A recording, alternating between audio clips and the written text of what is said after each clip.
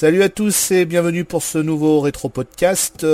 Aujourd'hui nous allons parler du parcours européen des clubs français lors de la saison 92-93.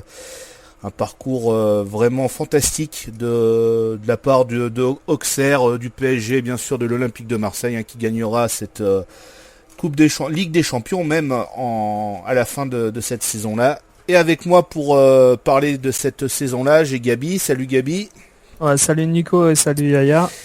Et j'ai Yaya avec moi. Alors pour ceux qui ne connaissent pas Yaya, bonsoir Yaya. Et pour ceux qui ne le connaissent pas, vas-y, je te laisse te présenter rapidement.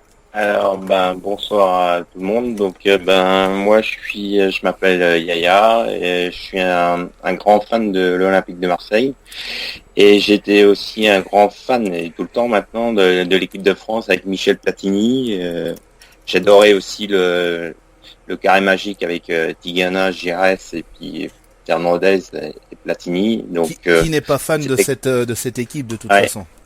Ouais, c'était quelque chose d'extraordinaire quand on a vécu des France-Brésil et des France-Allemagne. Donc c'était vraiment, j'ai eu la chance de vivre ça oui. Et j'en suis vraiment heureux, quoi. Donc voilà. Eh ben très bien. Eh ben bienvenue donc pour ce nouveau podcast. Et donc on va tout de suite commencer avec. Vous voulez parler, c'est ça, des transferts qu'il y a eu à cette intersaison 92-93. Il y a eu des gros transferts pour les clubs français. Oui, moi ce que je me souviens, c'est qu'à l'époque, je sais que à l'AS Monaco, Wenger voulait du renouveau en attaque. Et avec les conseils de Leroy qui était en Afrique, Claude Leroy, voilà, c'est ça. Il avait dit à Wenger de prendre Georges Weah, qui était à l'époque au Tonnerre de Yaoundé. Ouais. C'est ça. Et donc Weah est venu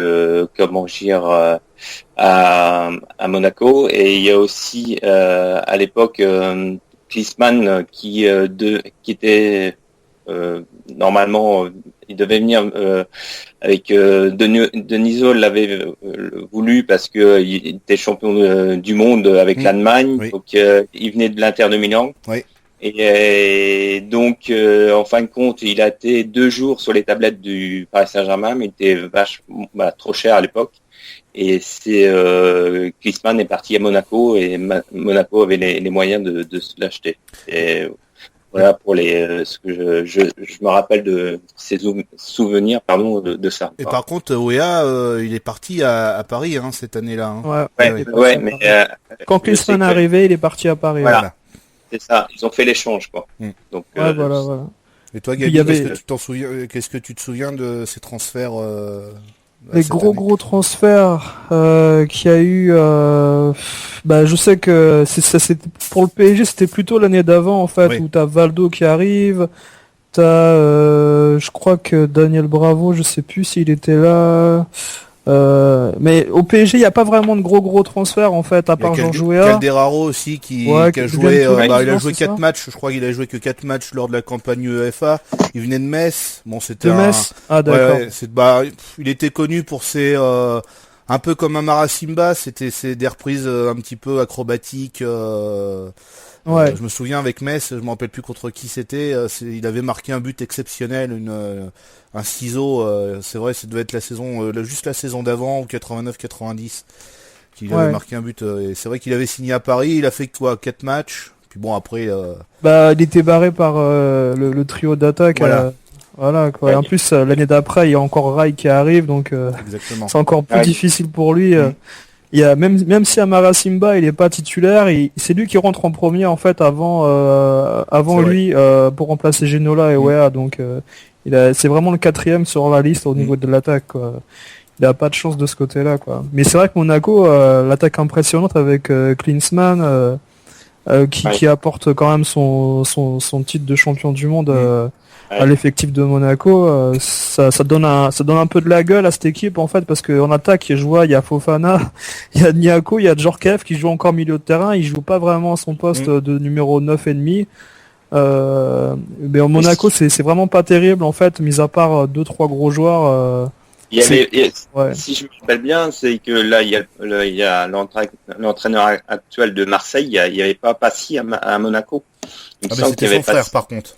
C'était son frère, Gérald. C'était Gérald Passy, ouais, par contre. Ah, voilà, c'est Gérald Passy. Lui, il devait jouer à Toulouse après, je crois, Franck Passy. C'est ça. Ouais, parce que quand vous regardez Monaco, en fait, c'est pratiquement, on va dire, 6, 7, 8 défenseurs sur le terrain, milieu défenseur. Il n'y a pas vraiment de création en attaque et en Coupe d'Europe, pour en parler, ça se paye au premier, au deuxième tour. Hein, parce que Monaco donc est qualifié d'office, sans avoir disputé la finale de 92. On va pas rappeler, à cause de Furiani, il n'y a pas eu de finale. Marseille était déjà champion de France, donc était qualifié pour la future Ligue des Champions, parce qu'il faut l'appeler comme ça maintenant. Et Monaco, donc c'est la FFF qui avait décidé d'inscrire Monaco pour cette Coupe des Coupes.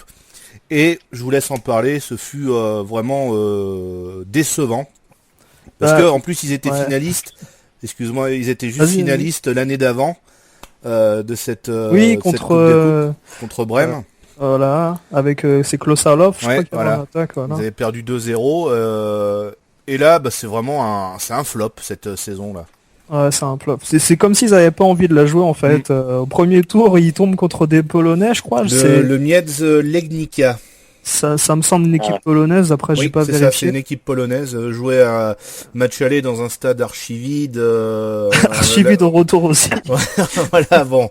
Et il gagne 1-0, but de Djorkaeff à la 2e minute. Voilà, le match le résultat déjà est acquis à la 2e minute. Et match ça bouge plus. Ouais, ça bouge plus. Puis match retour 0-0 à Louis II.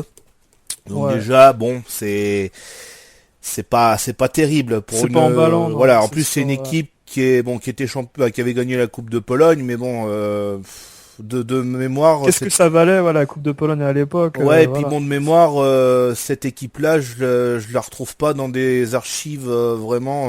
En plus, c'est ça. Voilà, justement, c'est sa première participation à cette équipe polonaise en Coupe d'Europe. C'est cette année-là qu'elle participe à son premier rendez-vous européen, quoi.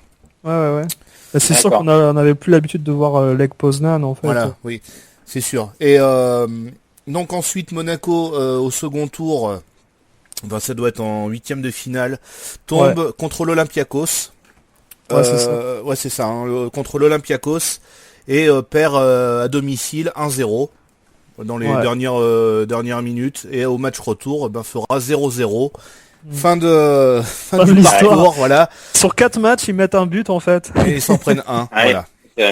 C'est triste, très triste Monaco. C'est triste, hein, voilà. Et ça, c'est l'absence de milieu créatif au milieu de terrain de Monaco. Pourtant, il y avait Marcel Dib, mais il jouait encore dans son poste un peu milieu défensif. Vas-y Yannick. Chifo était parti. Je me rappelle plus. Ouais, il était déjà parti. Ouais. Il était pas là. Ouais. Ah ouais, d'accord. Parce que je m'en souviens plus vraiment si c'était. Chifo, il était pas parti d'Auxerre, il était parti jouer à quel, c'était pas l'Inter Milan. Ouais. Pour revenir à Monaco dans la partie de la saison. Ouais, il revient plus tard, c'est ça. La saison d'après ou la 93-94. C'est la saison d'après, je crois qu'il revient. Quand ils font la Ligue des Champions. Ouais, voilà, ouais. Donc fin de parcours pour Monaco. Donc voilà, Coupe des Coupes, il y avait qu'une équipe française. Enfin, de toute façon, c'était qu'une équipe par pays qui était qualifiée, plus, je crois, l'ancien vainqueur. Hein. Je suis même pas sûr s'il y avait l'ancien vainqueur, ouais, exact. Ouais, il y avait Werder de Brême, ouais. Il y a une chose marrante, c'est qu'au premier tour, Hanovre rencontre le Werder de Brême. Exactement. Le même pays se rencontre au premier tour, comme si c'était un peu écrit pour que le pays soit éliminé. Déjà, il n'y a plus qu'un pays en 8e pour chaque équipe. Donc ça, pour ceux qui connaissent pas la Coupe des Coupes. Pour ceux qui connaissent pas, ceux qui sont jeunes, la Coupe des Coupes était une coupe réservée à ceux qui avaient gagné leur coupe nationale et se rencontraient lors de plusieurs comment j'ai perdu le mot, pas round, mais c'était des tours. Plusieurs tours, plusieurs tours. Ouais. Match aller-retour. Beaucoup disaient que c'était une coupe en carton. Fallait la gagner quand même. Fallait quand même la gagner parce que t'avais des gros clubs. Hein. Bah c'est ça en fait. Hein. Il y avait une bonne équipe par pays, ça équivalait au troisième pratiquement d'un championnat national. Et bon maintenant par rapport à une Europa League où vous avez quand même 7-8 équipes d'un pays parfois, là il y avait quand même un lavage au premier tour avec une seule équipe quoi. C'était un peu plus concret. Au niveau de la victoire finale, vous avez toujours des bonnes équipes en finale, quoi. Bah là, cette année-là, c'est Parme qui gagne en fait contre Royal Antwerp. C'est à Wembley, je crois en plus. Exactement, c'est à Wembley. Ouais. Et c'est un des seuls matchs que moi j'ai pas vu personnellement à l'époque. Mais Parme, c'était déjà le début d'une grosse équipe. Une grosse équipe, ouais, c'est sûr. Et Antwerp, Enfin, même si les équipes belges étaient fortes à l'époque, c'était peut-être pas forcément celle-là qu'on attendait à la finale. Ouais, exactement. C'était une surprise. Hein. Cette équipe belge, ils ont éliminé en fait Bucarest, là, je vois en quart de finale, et Spartak Moscou ensuite. C'est vrai.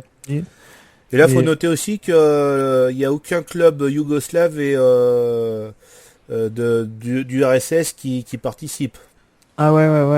À cause de des conflits. Voilà. En fait.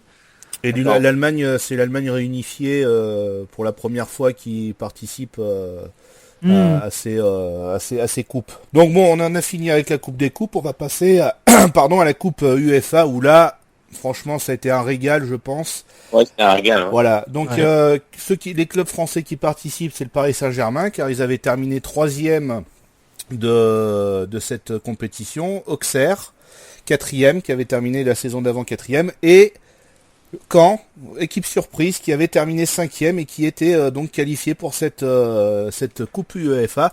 Et on va tout de suite en parler parce que malheureusement Caen ne va pas aller plus loin que les 32e ou les 16e de finale. Ça doit être les 32e ou les 16e. 32e. 32e, voilà. Ils vont tomber contre le Real Saragosse. Et alors, est-ce que tu t'en souviens de ce match, Yaya, de ce Caen Real Saragosse? Si je me rappelle bien, je sais qu'on n'avait pas été ridicule non, quand même. Parce qu'ils avaient gagné 3-2 justement contre cette équipe à l'aller. Malheureusement, bon, ça on en reviendra un petit peu après, mais on va parler de ce match aller qui se jouait donc dans l'ancien stade. Hein. C'était pas au stade Malherbe, c'était dans l'ancien stade de Caen et c'était blindé quoi. Benoît. Voilà. À Benoît.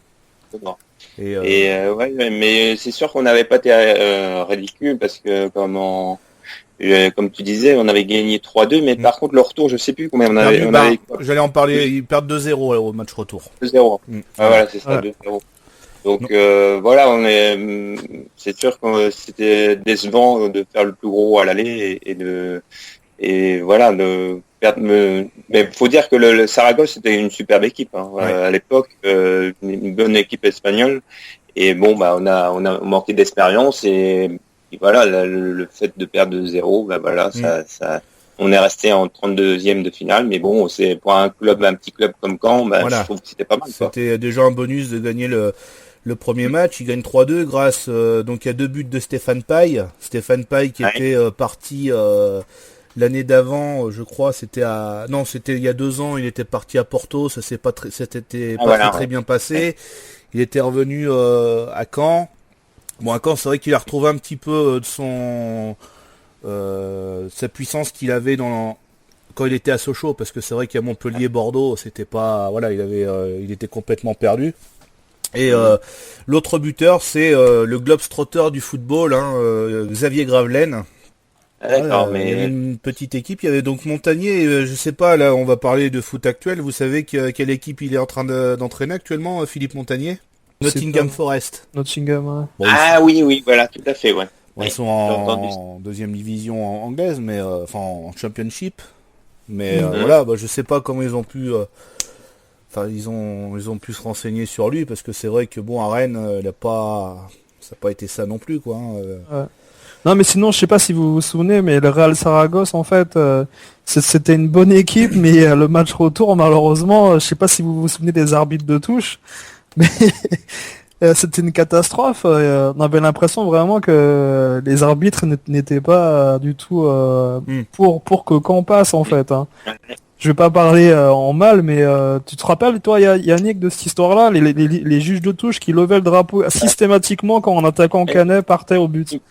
Oui, mais maintenant que tu le dis, oui, c'est vrai que il me semblait que il y avait un peu d'injustice par rapport à des hors-jeux qui étaient pas hors-jeu effectivement et c'est vraiment bizarre quoi. Parce que à Saragosse, t'avais quand même Andreas Brehme et Poyet en fait. D'ailleurs, c'est eux qui ont marqué les buts lors du match retour.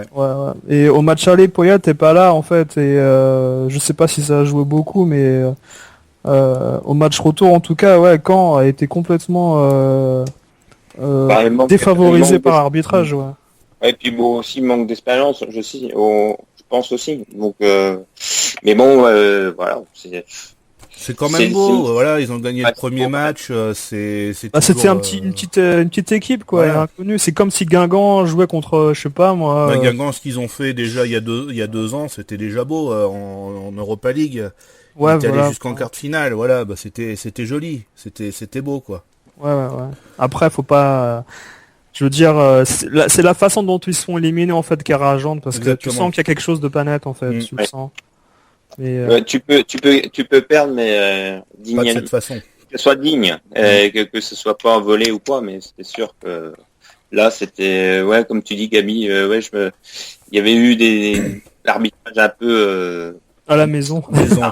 à la maison pour Saragosse, Oui. Donc ensuite, vas-y. Continue. Non, je disais Stéphane Paille, Stéphane Paille et Gravelaine, ça faisait mal quand même à Caen en attaque. Hein. C'était pas mal. Hein. C'est vrai. Ah oui. Il venait de. C'est de l'école de Sochaux, Paille. Paille, c'est Sochaux, Ouais. Et j'avais lu, parce que c'était un copain de Cantona, et à l'époque où Montpellier avait recruté Cantona, Vincent Guérin, enfin c'est Cantona qui avait été recruté, il avait demandé à Nicolin si il pouvait y avoir son ami Stéphane Paille avec lui, je m'en souviens. S'il pouvait y avoir Guérin et trucs comme ça, et il se disait tu vas voir, avec Stéphane Paille, ça va bien se passer, on va planter du but, sauf que Stéphane Paille, ça a été bon 4-5 matchs, et puis après, il était complètement perdu. Cantona, lui, a réussi quand même à pas mal s'imposer à Montpellier, malgré quelques prises de bec avec Nicolin. Et après, malheureusement, donc Stéphane Paille, il mettait plus un pied devant l'autre, il a été transféré à Bordeaux, où pareil, ça s'est très très mal passé, il a peu joué de match, et puis bon, je pense qu'il était blessé aussi.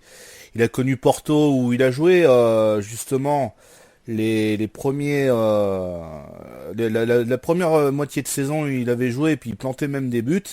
Et moi je me souviens quand j'y suis justement allé à Porto, j'avais demandé à certains fans de Porto s'ils connaissaient, ils se rappelaient de Stéphane Paille et personne ne s'en rappelle.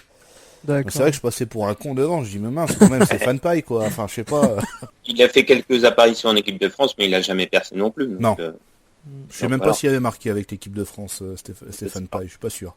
Bref, donc on a terminé avec un parcours, ils se sont arrêtés, comme on a dit, au premier tour, mais bon voilà, c'était quand même la fête de gagner une belle équipe de Real Saragosse à domicile.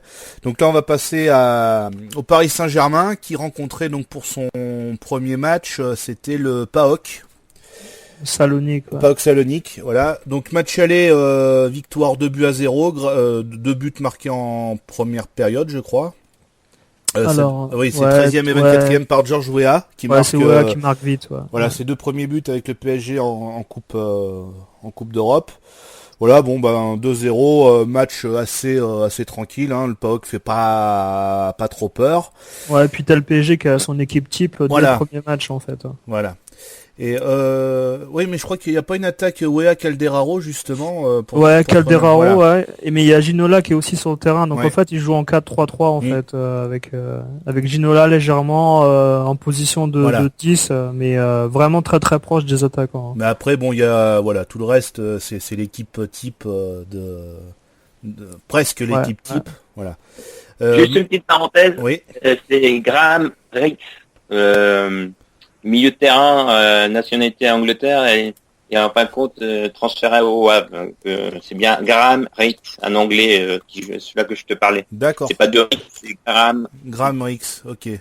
Ah oui, d'accord. Il avait joué à Caen de 88 à 91 et justement il est parti 2 ans, une saison avant. Il était parti au Havre, d'accord. Voilà. Ok. Voilà. Pas de souci. Donc ensuite, le Paris Saint-Germain se rend au PAOK et mène 2-0. On va pas aller plus loin. Il mène 2-0 grâce, je crois, je me souviens plus de nom des buteurs. Là, c'est Wea et Sassus. Et Sassus, voilà. Ouais. Et là, gros fait de jeu, 58e minute de jeu, l'arbitre arrête le match parce qu'il y a des débordements sur le terrain. Match suspendu, arrêté. Ouais. Voilà, match suspendu. Il attend une quinzaine de minutes pour voir s'il peut reprendre le match. Au moment où il veut reprendre le match, t'as déjà les CRS qui sont en train de monter dans les tribunes pour aller calmer les supporters qui sont complètement déchaînés. De ce que j'ai vu dans la cassette d'Euro PSG, voilà, parce que j'ai un petit peu regardé dans la semaine pour faire l'émission. C'est qu'ils en voulaient au président du club, du PAOK Salonique, parce qu'il foutait rien dans ce club-là, et puis les supporters étaient vraiment mécontents, ils l'ont fait savoir, mais malheureusement ça leur a coûté la défaite. Donc du coup Paris Saint-Germain va gagner 3-0 sur tapis vert, et vont être suspendus 5 ans de coupe européenne, en fait, le PAOK. Ah d'accord. Voilà. Donc victoire sur l'ensemble 5-0, donc avec cette victoire 3-0 sur tapis vert, donc il se qualifie pour le prochain tour. Et on passe à Auxerre qui tombe contre une équipe bulgare, une équipe, je crois que c'est le Lokomotiv Plovdiv, ça doit être ça, voilà. Ouais. Et là, petite contre-performance de partout. Ouais, c'est de partout là-bas, là, à l'extérieur. Contre-performance, je sais pas, parce que c'est vrai que de jouer en Bulgarie, il commence doucement, ouais. Voilà. Commence doucement, parce que Auxerre, c'était l'équipe, en fait, qui jouait en 4-3-3, le 4-3-3 de Giroud, bien connu, avec Kokar, Vairua, Baticle et... Très très bonne attaque. Et une très grosse équipe, en fait, en championnat, et on s'attendait à ce qui domine facilement, en fait, une équipe bulgare au premier tour, et finalement, ça sera plus au match retour où il y aura un festival de buts. Mais l'Auxerre, c'est vraiment l'équipe, en fait, qui mettait des cartons à domicile à tout le monde, en fait, même en championnat. Il y avait des 3-4-0. Il y a même l'année où Marseille, je crois que c'est 91, là, où Marseille vient en Vélodrome, ils se prennent 4-0. C'est celui-là. Et Auxerre, c'était vraiment l'équipe très dangereuse à domicile qui jouait à 100 à l'heure, tout pour l'attaque, en fait. Une équipe type anglaise. Je lis comment avoir joué, quoi. C'était vraiment c'était une école de voir un match, en fait, à Auxerre, t'avais l'impression de voir tout ce qu'il fallait apprendre dans une école de foot de A à Z, en fait. C'est ça, du tac au tac, il n'y avait pas de simulation, c'était plaisant. Voilà, et donc match retour, Auxerre explose cette équipe bulgare 7-1. Voilà. Avec un doublé de Batik, le doublé de Prunier, but de Kokar, Vairua et Lasland qui faisait ses premiers matchs, je pense, avec Auxerre, parce que déjà c'était Thierry et Jean-Michel Thierry Roland et Jean-Michel Larquet, ils disaient Lalande, ils l'appelaient Lalande. C'est pas bien grave. Ouais. Voilà, donc tu sais, je sais pas si tu te souviens, toi, Yannick, mais ces matchs-là, en fait, moi, j'ai le souvenir que c'était la première année, sincèrement, où t'avais tous les matchs de Coupe UEFA, Coupe des Coupes et Coupe des Champions, là, à la télé qui passaient. T'avais TF1, t'avais même France 2 qui passait des fois à 17h ou 18h les matchs d'UEFA d'Auxerre Auxerre, par contre, je sais que t'as des matchs qui sont passés à 23h, en fait, parce qu'ils ont préféré se passer du PSG. Sur Canal+, et sur TF1 t'avais par exemple Auxerre Copenhague à 23h ou 22h en différé. Il y a des choses comme ça. Je me souviens de ça, moi, de rentrer du lycée et de voir le match après le film, en fait. Mais je crois j'ai pas réussi à trouver la vidéo, le premier match contre cette équipe bulgare. J'ai pas réussi à trouver. Alors est-ce qu'il avait été un match aller, tu parles? Un match aller, ouais. J'ai aucun souvenir de celui-là plus, ouais. Pour moi, c'est plus Copenhague, en fait, et le match retour où il y a eu 7-1 contre Plovdiv. Voilà, mais alors les diffuseurs, c'était TF1, Canal et donc France 2, et TF1 avait retransmis les deux premiers matchs d'Auxerre, que ce soit le match aller, match retour, et après c'était Canal Canal jusqu'à la demi-finale aller, je crois, ou après Auxerre, je crois que c'était sur TF1 le match retour. Là, je me demande en fait, tu sais, s'il n'y avait pas un système en fait où le match aller était sur la télé claire et le match retour sur Canal en fait. Parfois, je me demande pas s'il y avait... Ça, c'est plus fin des années 90, je me souviens, là, quand Marseille est allé jusqu'en finale, il y avait le match aller qui était sur TF1. Je me rappelle Bologne, ils avaient fait 0-0, c'était sur TF1, et puis le match retour, c'était sur Canal. Je crois qu'ils faisaient beaucoup ça, ils se partageaient les affiches. D'accord. Bon, après, moi, je dis ça, mais moi, je m'intéressais pas vraiment au foot à l'époque, donc là c'est juste parce que j'ai vu certaines vidéos et j'ai vu que les deux premiers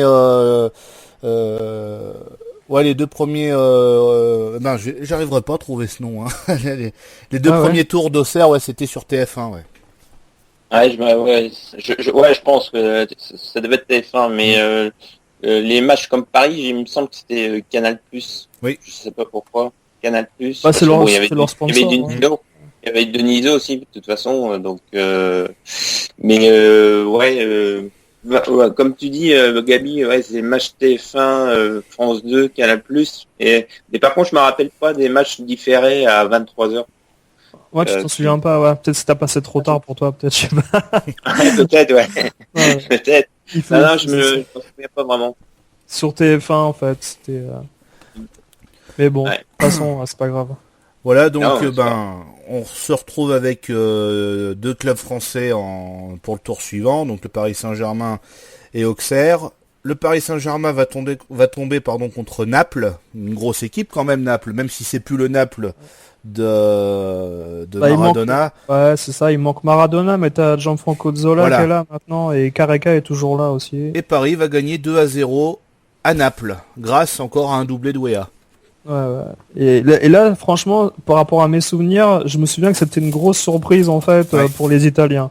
Les Italiens, ils se sont dit Paris, qu'est-ce que c'est? Il y a pas d'équipe, ils ont jamais fait de Coupe d'Europe depuis 86. Ils se sont dit on va les battre même si on n'a plus Maradona et je me souviens que le public et les supporters étaient stupéfaits. Il y avait pas grand monde dans le stade. De toute façon, le stade, il y a jamais, ça dépend mais là c'est les premiers tours, donc les premiers tours, c'est vrai que les stades sont pas toujours pleins.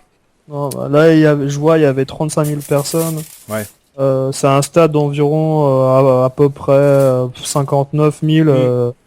Mais bon, c'est le San Paolo de Naples, c'est un stade chaud, mais bon, il y a la piste d'athlétisme toujours autour, donc en fait, ça limite un peu l'ambiance chaude électrique qu'il peut avoir dans les stades anglais, quoi. Mais non, mais c'était une bonne surprise en fait pour nous aussi les supporters du PSG, parce qu'on pensait pas que Paris déjà serait aussi à l'aise en fait. C'est la manière dont ils ont gagné. Ils ont été super à l'aise sur ce match. Ils ont encore fait un festival. Il a marqué tôt dans le match. Non, mais c'était un match que Paris pouvait gagner 3-0 en fait, mais bon, il y a eu que 2. Mais le match retour déjà on était tranquille, quoi. Voilà. Bon, 0-0 le match retour, pas de... Non. Voilà, assez tranquille. C'est un match hyper agressif, le match retour, par contre. Les Italiens, ils ont donné beaucoup de coups. Je sais plus s'ils ont fini à 10 ou pas. Je m'en souviens pas. Je vois pas non plus dans les statistiques. Là, non, ils ont dû finir à 11, Mais c'était un match hyper agressif et ça rappelait un peu les PSGOM de l'époque. Ça jouait pas du tout. Enfin bon, c'était un match vraiment à oublier sur tout le parcours du PSG là, cette année-là. Attends, je vais te dire s'il y a eu... Non, il y a eu beaucoup de... Il y a eu 4 cartons jaunes pour Naples contre 1 pour le Paris Saint-Germain, en fait. Et puis à l'époque... Là, plus de Calderaro. Calderaro, les préférés... enfin, Valdo est préféré à Calderaro. Calderaro, lui, jouera après des bouts de 3 minutes à la fin du match. Voilà. Parce que là, t'as Valdo, en fait, qui revient. Il devait être blessé, en fait, depuis quelques... Enfin, il est revenu déjà au match retour à Salonique, mais il n'était pas tout le temps forcément titulaire. Arthur Georges était un entraîneur assez défensif en fait, et il préférait mettre un gros milieu de terrain sans créateur, mais bon, c'est... Là, David Ginola était remplaçant, non? Ginola, non, il jouait, il était titulaire. Il jouait. Il était, je l'ai jamais vu vraiment remplaçant, Ginola. Et donc Paris qui se qualifie pour le tour suivant. On va parler d'Auxerre. Et là, Auxerre tombe contre Copenhague. Et là, ils explosent déjà Copenhague au match aller. 5-0. Voilà. Ça continue. Ça continue. Donc ils mènent 2-0 à la mi-temps. Avec un triplé en tout de Baticle. Un but de Corentin Martins. Et puis Didier Autocoré. Et je me souviens de ce but. Là, je l'ai vu il y a pas longtemps. Il fait un exploit personnel. Il part je crois, du milieu de terrain, il élimine 4-5 joueurs et puis il marque le but. Voilà, bon match facile pour Auxerre qui continue son petit bonhomme de chemin et puis Auxerre qui battra Copenhague 2-0. Voilà, bon ils ont de toute façon ils pouvaient que jouer tranquillement grâce à Coquard et puis à Thierry Bonaler aussi. Voilà, le défenseur à l'époque ouais. Donc les deux équipes sont encore continuent le prochain tour et le Paris Saint-Germain va tomber contre Anderlecht et Auxerre va tomber contre le Standard de Liège. Et là je pense que pour les deux équipes ça commence déjà pour moi le Paris Saint-Germain c'est peut-être le match le plus difficile celui-là contre Anderlecht. Match aller 0-0. Match aller 0-0 avec expulsion de David Ginola à la 27e minute déjà.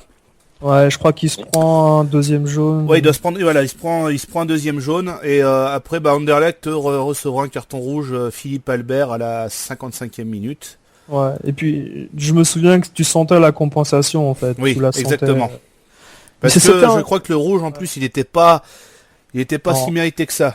Non. Parce qu'à cette époque-là, si tu te souviens, ça jouait énormément en tacle par derrière et ils mettaient des jaunes pour les tacles par derrière déjà et des fois ils mettaient même pas de jaune pour une faute assez grave. C'est vrai. Donc, mais par rapport à PSG Naples où il y avait eu 0-0 aussi, ce 0-0 là c'était un bon 0-0. Il y avait des actions, et ça jouait pas mal. Dans les années 90, les équipes belges étaient quand même très bonnes. Ouais. Mais là, surtout Anderlecht.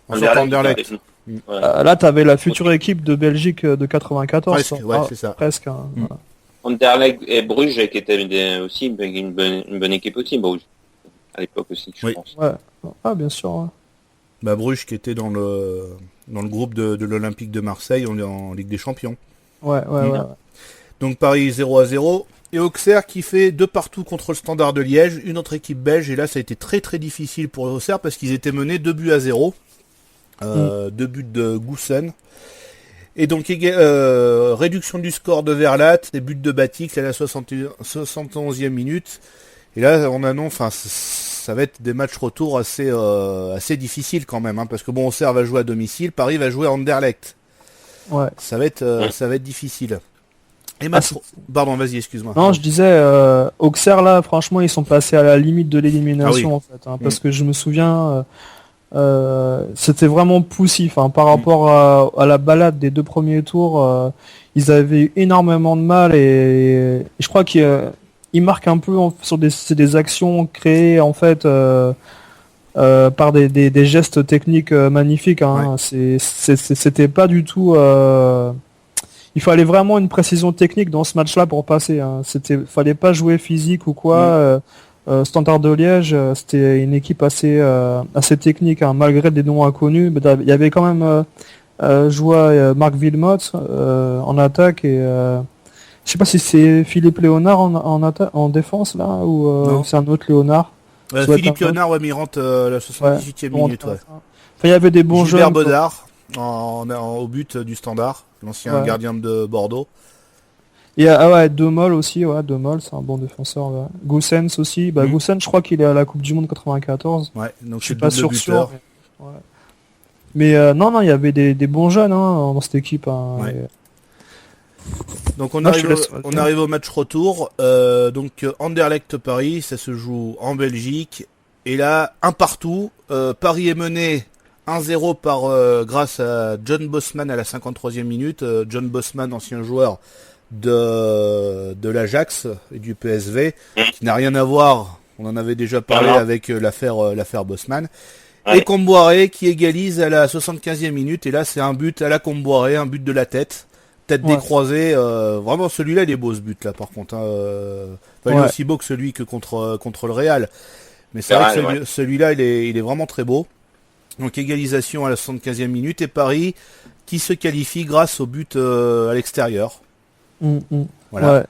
Et en ayant vu ce match-là, je me souviens, je voyais pas du tout comment le PSG allait s'en sortir. C'était très très difficile ce match. C'était hallucinant parce que les Belges avaient positionné leur en fait, ils ont marqué et puis ils ont fermé la maison, quoi. Exactement. Ils ont tout fait pour que le PSG rentre pas dans les 16 mètres et il a fallu un coup de pied arrêté en fait pour que le PSG marque. Corner, je crois, non? Ouais, c'est un corner, je pense. Ouais, je pense que c'est un corner. Et Lama avait été assez décisif aussi pour ce match, parce que il y aurait pas eu Lama, je pense qu'il s'en prenait 2-3 de plus. Deuxième, un deuxième. Ouais. Ah ouais, mais c'était. De toute façon là, comme on disait, il jouait pratiquement contre l'équipe de Belgique. Donc, c'était vraiment compliqué. Les deux clubs français auraient pu se faire sortir et ça aurait pas été immérité pour les Belges. Donc Paris qualifié pour les quarts de finale. Auxerre qui tombe qui reçoit le Standard Liège et Auxerre qui gagne 2-0. Faudra attendre il y a 2 buts à 1 par contre. Voilà, 2 buts à 1, excuse-moi, oui.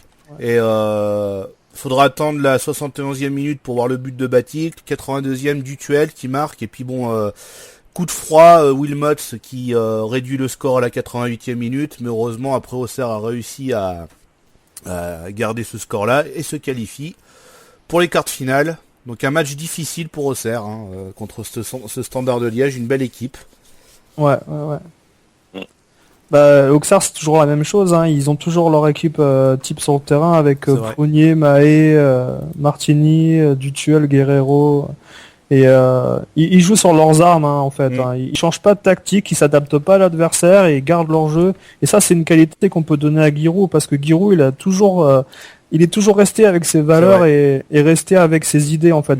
Il a jamais voulu changer quoi que ce soit par rapport à son adversaire et ça c'est impressionnant pour une équipe de clubs français qui avait tout à prouver encore en Europe, quoi. On pouvait s'attendre à ça d'une équipe comme le Milan par exemple, mais Auxerre c'était qui en Europe à cette époque-là, quoi. C'est ça. Et, non mais franchement bravo à Giroud pour tout ce qu'il a fait. Il y a eu un fait de jeu à la 60e minute de jeu, c'est un défenseur du Standard qui se fait expulser. Alors est-ce que ça a permis à Auxerre d'être un peu plus confiant pour la suite? Sûrement, ça a énormément joué, parce que même regarde le but, il arrive dans les dernières minutes pour Liège. Donc ils étaient vraiment à la ramasse sur la dernière mi-temps de ces deux matchs en fait. Mais non, sinon ils ont tenu la dragée haute à Auxerre physiquement, mais techniquement Auxerre c'était supérieur quand même. Tu veux rien rajouter, Yaya? Et comme Gabi, c'est sûr que l'équipe d'Auxerre avait une superbe équipe et aussi un superbe libéro qui s'appelait Prunier là, qui lâchait rien. Ouais. C'était vraiment quelqu'un par contre, il était vachement critiqué parce qu'il jouait très très dur. Ouais. Mais en fait, il faisait le boulot et ça passait pas. Et c'était vraiment une belle équipe. À chaque ligne, que ce soit en défense, milieu, attaque, tout était bien planifié par Giroud, quoi. Et comme dit Gabi, c'était les ballons dans les pieds, une touche de balle et puis c'était vraiment une ligne droite, quoi. Donc c'était vraiment agréable à voir jouer, quoi. C'est excellent, c'était vraiment excellent, quoi. William Prunier, je sais pas, vous connaissez, oui, de toute façon vous devez connaître l'histoire que William Prunier à la saison 95-96, il est sans club. Et en fait, il y a Cantona qui demande à Ferguson si il peut pas faire venir son ami William Prunier faire un essai à Manchester, parce que le problème, il y a eu à cette époque-là, il y avait eu beaucoup de blessures au niveau défensif. Et Ferguson, il accepte. Donc il fait son premier match, il se débrouille plutôt bien. Sauf que le deuxième match, il fait un match de merde. Je crois il marque pas contre son camp, mais il se fait prendre dans tous les côtés. Enfin, il est complètement dépassé et à la ramasse. À la ramasse. Et du coup, ils veulent pas le garder et il va signer l'année. Enfin, même dans 2 mois après, il signe justement à Copenhague, quoi. Ah d'accord. Ouais. Non, je savais pas ça. Ah ouais, c'est une petite anecdote sur ce joueur-là, ouais. Et donc on en passe les quarts de finale et là on va taper des gros avec les clubs français. Ouais. Auxerre reçoit l'Ajax d'Amsterdam, va affronter l'Ajax d'Amsterdam et le Paris Saint-Germain, le Real Madrid. Donc on va commencer par Auxerre parce que Auxerre, il mérite parce que ils vont gagner 4-2 le match aller. Et heureusement qu'ils gagnent 4-2 parce que c'est vrai que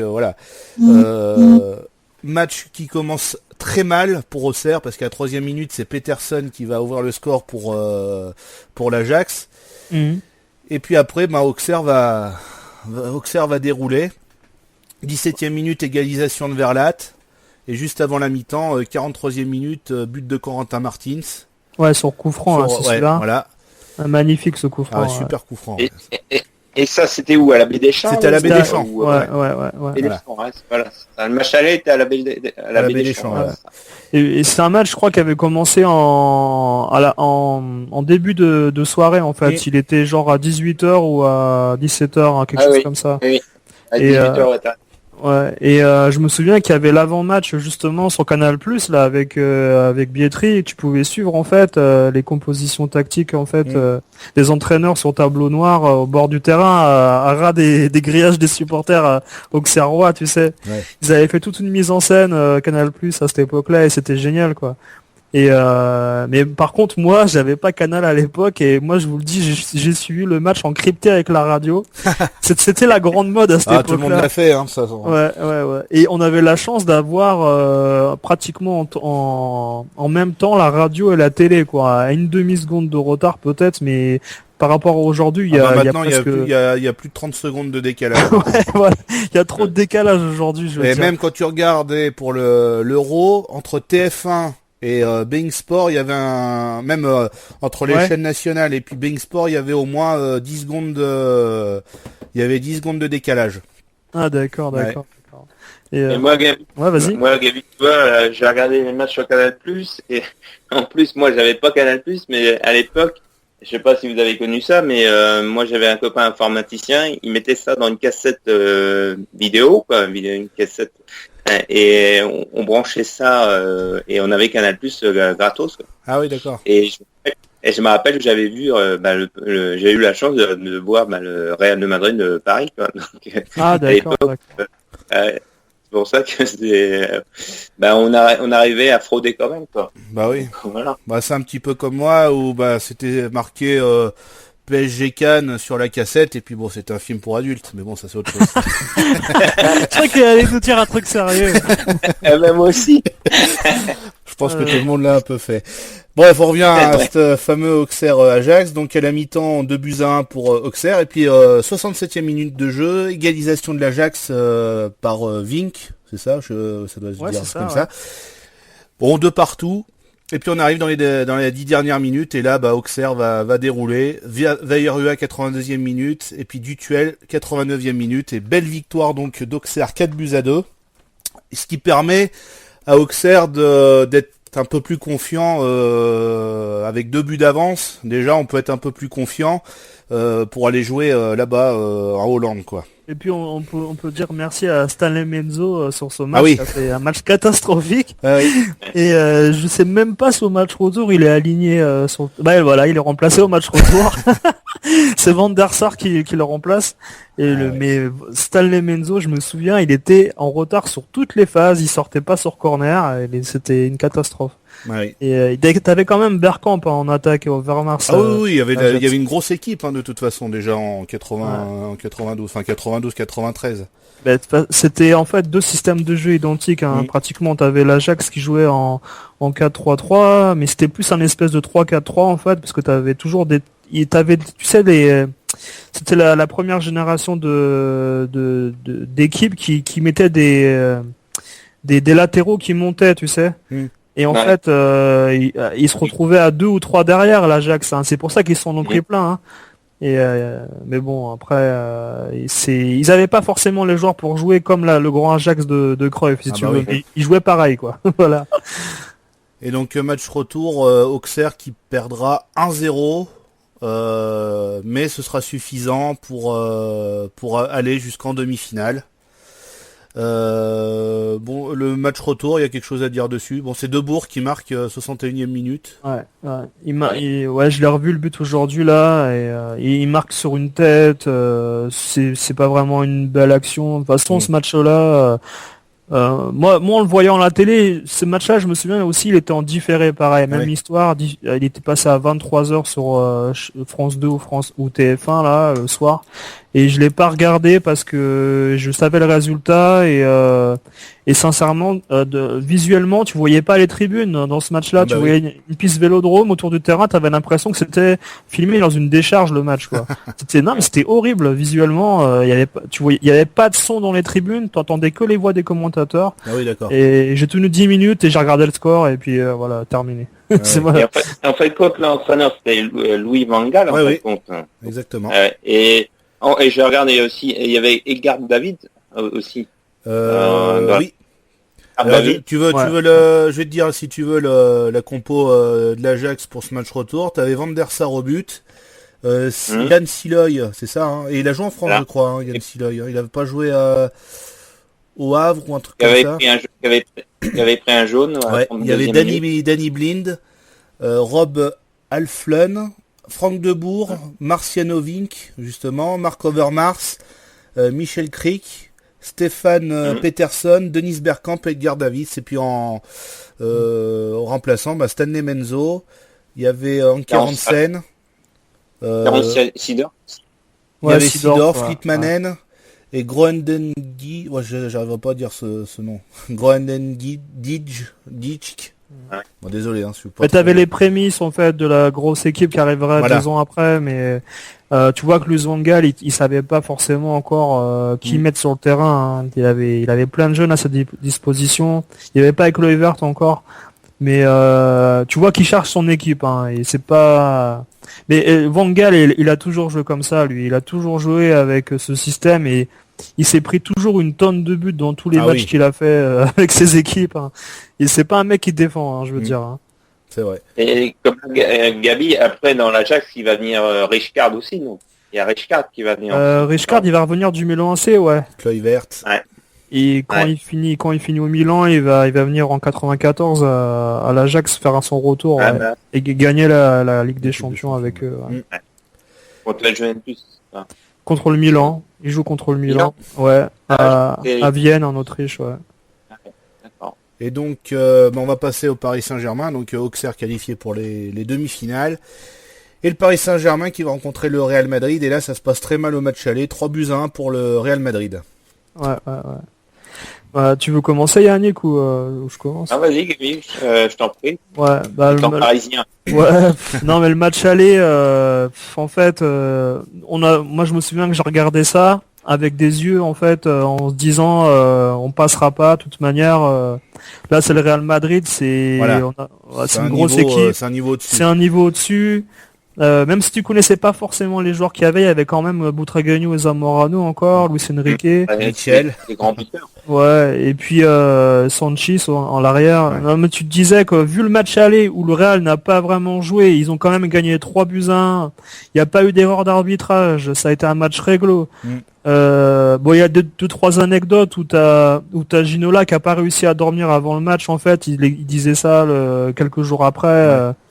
Et on lui a mis du sel en fait pour inhaler pour qu'il soit réveillé pendant le match parce qu'il a pas réussi à être là présent sur le terrain mentalement quoi. Et enfin tous les Parisiens ratent leur match en fait. Même Lama il va te faire ses premiers arrêts un peu tu sais je relâche. Il était foireux contre le Real. Hein. Ah ouais. Le penalty je crois qu'on lui tire dessus, il arrive pas à avoir la balle. Enfin il y a que non mais tous les Parisiens là, ils ont été complètement hors sujet au match aller. Il y avait rien à dire. Il aurait pu avoir 4-1 quoi. Et à la Roche qui se fait expulser à la 89e minute en plus. Ah ouais, sur le penalty là, c'est ça? Oui, c'est ça, ouais. Et non, mais c'est vraiment un match à oublier. Et puis tu disais que si là Paris se faisait sortir, c'était pas. Ça aurait été réglo, quoi. Enfin, ça aurait été normal. Ça aurait été réglo. Ouais. Par rapport à Saragosse, Caen qu'on avait vu, dont on a parlé tout à l'heure, là il n'y avait pas photo, quoi. Je veux dire.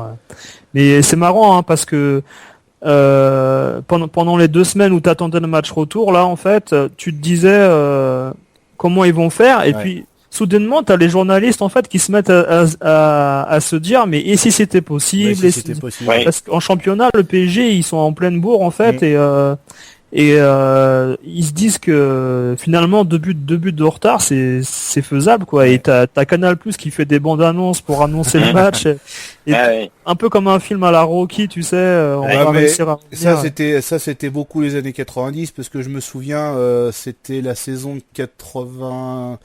17-98 je crois, avec en demi-finale c'était Monaco-Inter Milan, et le match retour, donc ils avaient perdu 2-0 je crois, ou 2-1, je me rappelle plus, Monaco, enfin je sais qu'ils avaient perdu au match aller, et Paris pareil avait fait une bande-annonce en disant 46e minute, Thierry Henry prend la balle, s'en va seul et va effacer le gardien. 93e minute, corner pour mais là ça me fera rire tout le temps parce que franchement c'était marrant. Corner pour Monaco, Barthez monte, met la tête et qualifie Monaco pour la finale. Enfin tu vois, c'était ridicule, mais ils aimaient bien faire ça. Mais c'est vrai que, comme dit Gabi, je me rappelle, c'est que à l'époque, dans les années 90, il y avait beaucoup de boxe à la télévision, et ils prenaient pas mal, comme tu dis Gabi, des bandes annonces pour créer vraiment la pression entre deux équipes comme Paris Saint-Germain et Real, et ça fonctionnait, parce que la preuve que c'était un super match, c'était vraiment exceptionnel, quoi. Donc d'autant Auxerre, on se disait bon bah la demi-finale retour, bon c'est pas les doigts dans le nez, mais voilà, c'est faisable, ne pas prendre 2 buts c'est faisable. Bon, c'est vrai que par contre pour le Paris Saint-Germain c'est un peu plus difficile, mais voilà, match retour, et là c'est le match de l'année, je pense. Le match même c'est un match qui restera dans l'histoire du Paris Saint-Germain, Paris Saint-Germain qui gagne le Real Madrid 4-1, mais un match de fou, parce que Ottawa qui marque le premier but à la 33e minute. Ensuite, t'as Ginola qui marque le deuxième but, mais d'une frappe venue de... Elle est pure, voilà. Sur un jeu en triangle, un jeu de tête en triangle, une remise de Daniel Bravo sur une passe de Valdo. Voilà. 10 minutes encore. Le Guen. Ricardo. Cherche la tête de Bravo, il trouvait celle de Ramis. Valdo. Wea. En retrait, c'est bien joué. Extraordinaire sur la remise de Daniel Bravo. C'est David Ginola qui permet au Paris Saint-Germain de mener 2-0. Et alors, pas n'importe quel deuxième but. Quel but fabuleux, avec 2 remises des Parisiens, une frappe de David Ginola. Ce but-là me faisait repenser au but de France-Allemagne à Séville en 82 de Six qui la met à Giras, quoi. Donc Valdo qui marque le 3e but, à ce moment-là Paris est qualifié pour la demi-finale, sauf que 94e minute, Zamorano qui marque, et là ça emmène les 2 équipes en prolongation. Sauf que... Alors, en tout cas, quel suspense encore. Parce qu'on redonne une balle de but au PSG là-dessus. Avec un coup franc que va tirer Valdo. Wea est devant le but. Campoiré aussi, il est monté tête. Ah, quel match! C'est extraordinaire! C'est Campoiré qui vient mettre la tête. Campoiré, le sauveur du Parc Astrid à Anderlecht, qui vient donner la qualification au Paris Saint-Germain ici au Parc des Princes. 95e ou 96e minute, coup franc pour le Paris Saint-Germain, et là il y a Platini, faut dire ça aussi. C'est Platini qui dit là il marque. Là il annonce, il dit là il va marquer de toute façon.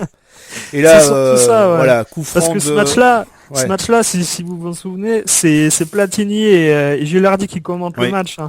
Et Platini, il t'annonce tous les buts et toutes les actions qui vont se dérouler 10 minutes avant. Il va te dire ce qui va se passer. Tu te rappelles pour Bordeaux, Milan AC en 96, c'était exactement pareil. Pareil. Pareil. Ouais. Milan, Platini était là pour nous le dire. Ouais. Et donc, coup franc de Valdo, c'est ça, non? C'est qui tire le coup franc? Je pense que c'est lui, hein, parce que c'est une frappe enroulée. Du pied droit. Et là, ils font une fixette sur. Je me souviens, les caméras font une fixette sur Wea. En fait, tu vois qu'il déboule d'un seul coup, Comboiré, qui déboule de je ne sais où. Et pareil, c'est un peu un but comme contre Anderlecht. Une tête croisée qui vient se loger dans le petit filet. Et là, Paris, c'est 80. Là, franchement, je peux te dire que ce Parc des Princes là, ça faisait plaisir à voir parce que voilà, là, c'était vraiment une ambiance de folie, quoi. Ouais. Et puis pour une fois, t'avais. Non, vas-y Yannick, je te laisse parler, vas-y. Non, vas-y Yannick, mais non, vas-y. Non, je disais, pour une fois, t'avais les Boulogne Boys qui regardaient le match et qui étaient pas en train de se battre. Ouais. Et qui supportaient vraiment l'équipe, hein. Et non, mais sincèrement, quand il y avait 3-0 là, avec le but de Valdo qui il joue à 2 alors, Valdo, tout le monde le sait, mais il arrive à mettre par terre les défenseurs du Real. Ouais. Le Real, ils sont au bout du rouleau. C'est ça son but, en fait, je crois qu'il fait une feinte avant de frapper. Hein, c'est ça, il est dans la surface, il fait une petite feinte, et puis après, non, mais là, même toute la remontée de balle avec Wea qui est du côté droit, qui remonte la balle, il y a des feintes dans tous les sens, c'est magnifique. Ce but-là, il est magnifique dans la conception. Je peux dire, pour ceux qui font des collections de vidéos, même que vous aimiez pas le Paris Saint-Germain, il faut avoir ce match parce que franchement, c'est un match formidable. C'est vraiment dans le contexte, on pouvait pas faire mieux comme scénario, quoi. Ouais, moi je peux le dire, moi je suis tout le temps supporter marseillais, mais je me rappelle devant ma télé, j'étais un supporter parisien parce que j'avais les larmes aux yeux tellement que c'était exceptionnel, beau, quoi. C'est de voir ça, et puis ils ont vraiment été chercher la victoire au profond d'eux, quoi. C'était exceptionnel, c'était fou. Et pour répondre à votre question, le coup franc c'est Valdo qui tire. Ouais, c'est bien Valdo, c'est ça. C'est ça. Ouais, c'est sûr, parce que je pense que ça aurait été Le Gouagne, il aurait tiré, lui. Il aurait tiré une patate de Pancras, ou je sais plus comment il dit, là.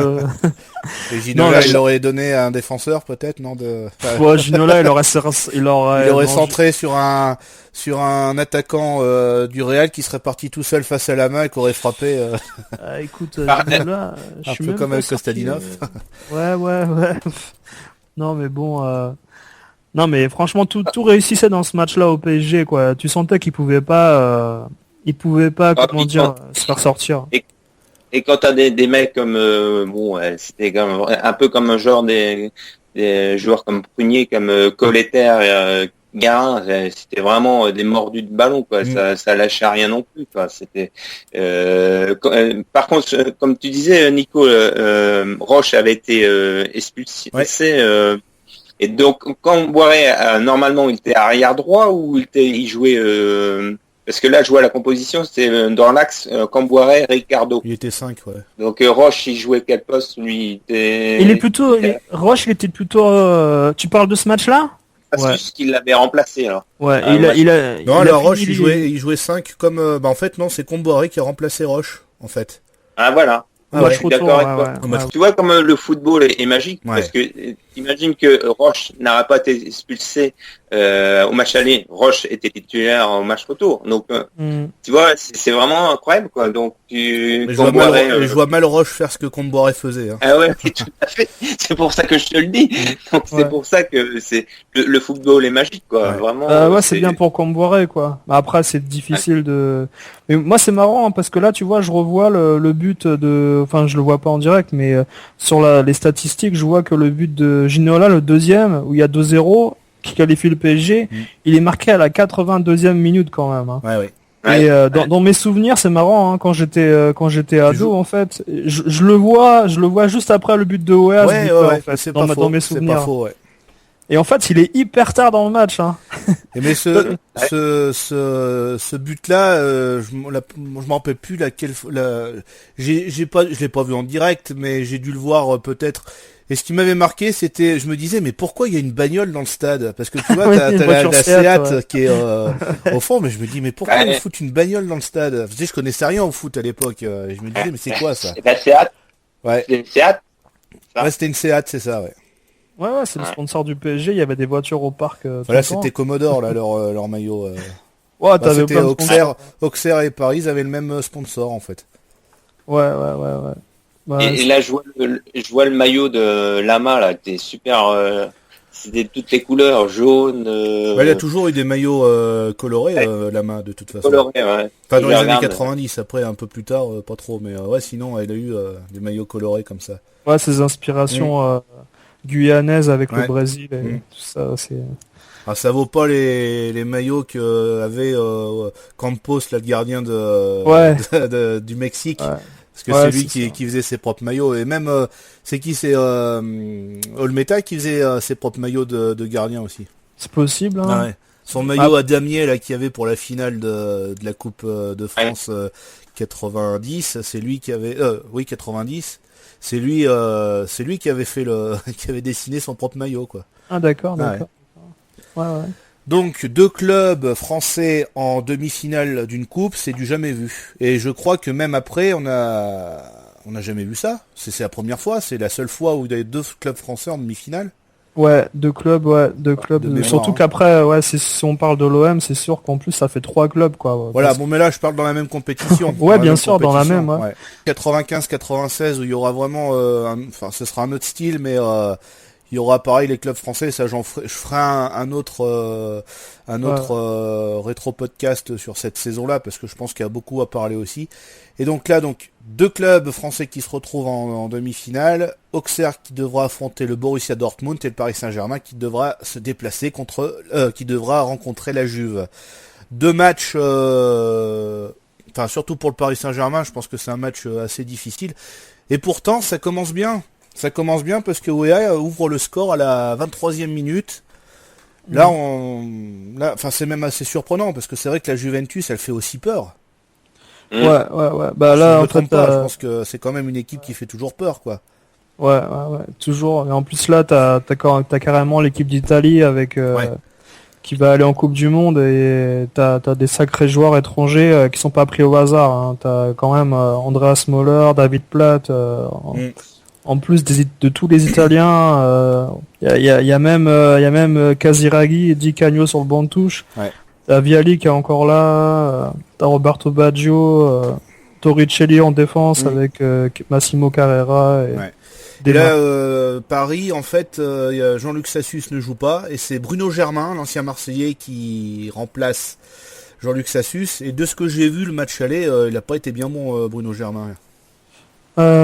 J'ai pas de souvenir. Je crois qu'il est à l'origine d'un des 2 buts de Baggio, justement, des coups francs.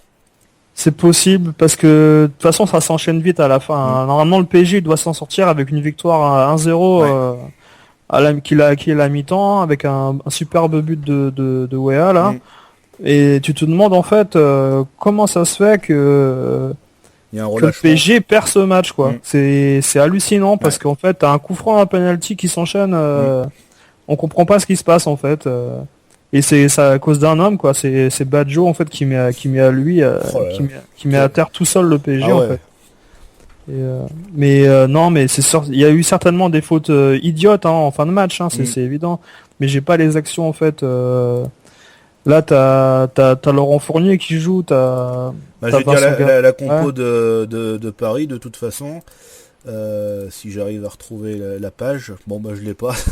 Bruno Germain, je le vois pas rentrer en fait. Il joue le match en fait. T'as Bernard Lamé au but. Ensuite, il est en défense. À la place de Jean-Luc Sassus justement. Oh mon Dieu, oui. Et c'est ce match-là. Je crois que c'est ce match-là où Bruno Germain il fait du grand n'importe quoi. Colletter, Ricardo, Comboiré, et il a décidé de toute façon. Je pense qu'il était expulsé pour 2 matchs. Alain Roche, je crois. C'était ça la sanction, je crois. Après, je sais qu'il a eu une blessure grave au genou. Je sais pas si c'est intervenu à ce moment-là aussi. Tu vois ce que je veux dire? Milieu de terrain, Paul Le Guen, Laurent Fournier Vincent Guérin et puis c'est Valdo qui est un peu plus offensif, en milieu offensif un peu, et attaque Georges Weah, David Ginola. Ouais. C'est une bonne équipe. Mais si vous avez l'occasion de revoir ce Juventus Paris, vous allez voir, je crois que Bruno Germain, si mes souvenirs sont bons, j'ai pas envie de dire n'importe quoi. Non, mais t'as raison, Nico, parce que je suis en train de regarder là, et beaucoup de ballons de la tête, vraiment, ils jouent à l'envers, quoi. Comme tu dis, des ballons beaucoup pour les joueurs de la Juventus. Donc, et c'est le seul match, il était rentré, je crois, contre le Real, mais c'est un des seuls matchs où il est titulaire dès le début. Hein. Mais par contre, comme tu disais là, c'est sûr que c'est un joli but de Weah. Et les mecs, les Italiens croyaient que c'était hors jeu. En fin de compte, il la met bien à droite du gardien. Ouais, donc... un plat du pied là, c'est ça. Hein. Ouais, voilà, c'est ça. Ouais. Au ralenti, il place la balle, il tire pas fort. Rat terre. Donc voilà, donc Paris perd 2-1. Match retour. Alors je pense, je sais pas quel engouement il y a, mais tout le monde se dit, si on a réussi à battre le Real, on peut réussir à faire un exploit contre cette équipe de la Juventus. Ouais, exactement. Mais dans ce match-là, vas-y, je te laisse. Je dis sauf que là, le problème, c'est que Paris a eu énormément d'occasions. C'est vrai, hein, ils ont eu beaucoup d'occasions, mais ça n'a pas passé. C'était ce soir-là, ça n'a pas été le soir, quoi. Ça a pas passé, quoi. Disons qu'en fait, t'avais eu pas mal d'actions, mais pas des tirs forcément cadrés, inquiétants pour le gardien. C'était soit les tirs sur le gardien, soit des centres à rater qui passaient devant les buts. Mais t'avais pas forcément... Enfin, il y a eu une action vraiment où l'arbitre aura dû siffler un penalty, et ça, tu la revois 10 fois, tu te dis, c'est sûr, il y a un penalty. Bon, après, quand on a appris tout ce qu'il y a eu avec la Juve et les arbitres achetés... Malheureusement. Ça se vérifiera en 95-96 contre Nantes. Ça se vérifiera dans toutes les années d'après, contre l'Ajax, voilà. Mais je veux dire, sur ce match-là, à part le penalty qui a pas été sifflé, l'arbitre a fait un bon match, j'ai trouvé, moi. Et par contre... penalty qui est pas sifflé pour le Paris Saint-Germain et qui est quand même qui est évident, quoi. C'est un penalty évident. C'est un espèce de tacle sur le côté par derrière. Voilà, alors c'est vrai que en regardant rapidement, même tu te dis il y a penalty. C'est vrai que quand j'ai vu le match en vidéo, au début les commentateurs ils sont un petit peu dubitatifs, ils se disent non, il n'y a pas penalty, puis en regardant bien le ralenti, oui, il y a penalty. Ouais. Disons que après c'est sûr que si l'arbitre il est derrière 2-3 joueurs dans la lignée de l'action, peut-être il verra pas exactement s'il y a faute ou pas. Je sais pas où est l'arbitre.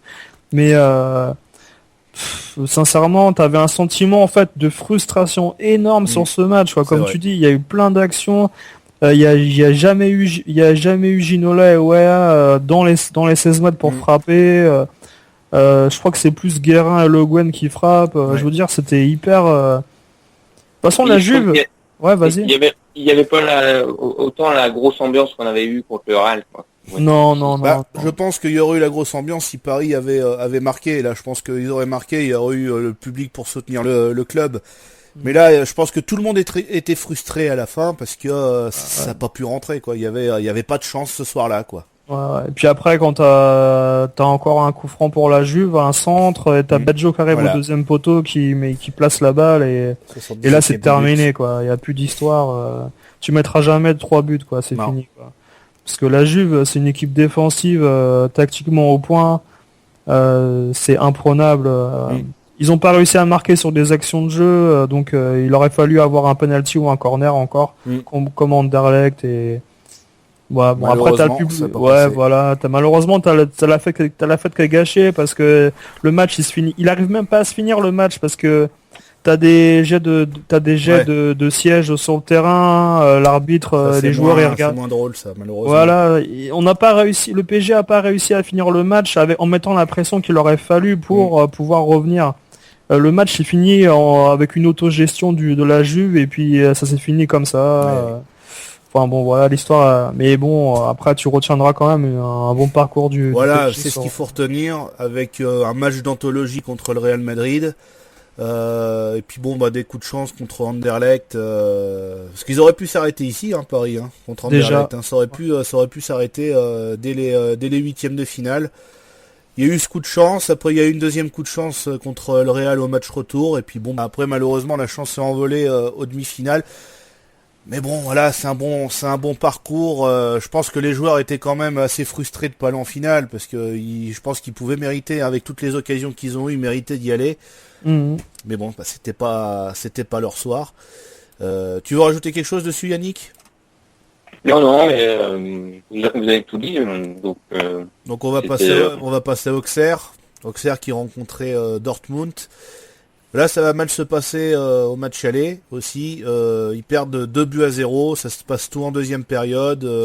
C'est Karl et Zorc, je crois. C'est ça qui marque pour le Borussia. Et là, c'est vrai que pour le match retour, je pense qu'on se dit ça va être difficile. Ouais. J'ai pas de souvenir du match aller. J'ai pas vu le match aller par contre. Moi, j'ai vu les deux matchs. Ouais. Yannick aussi, non ? Tu les as vus les deux matchs ailleurs ? Je me rappelle que du match retour à Auxerre, à BDG. Et le match retour, match aller, je me rappelle.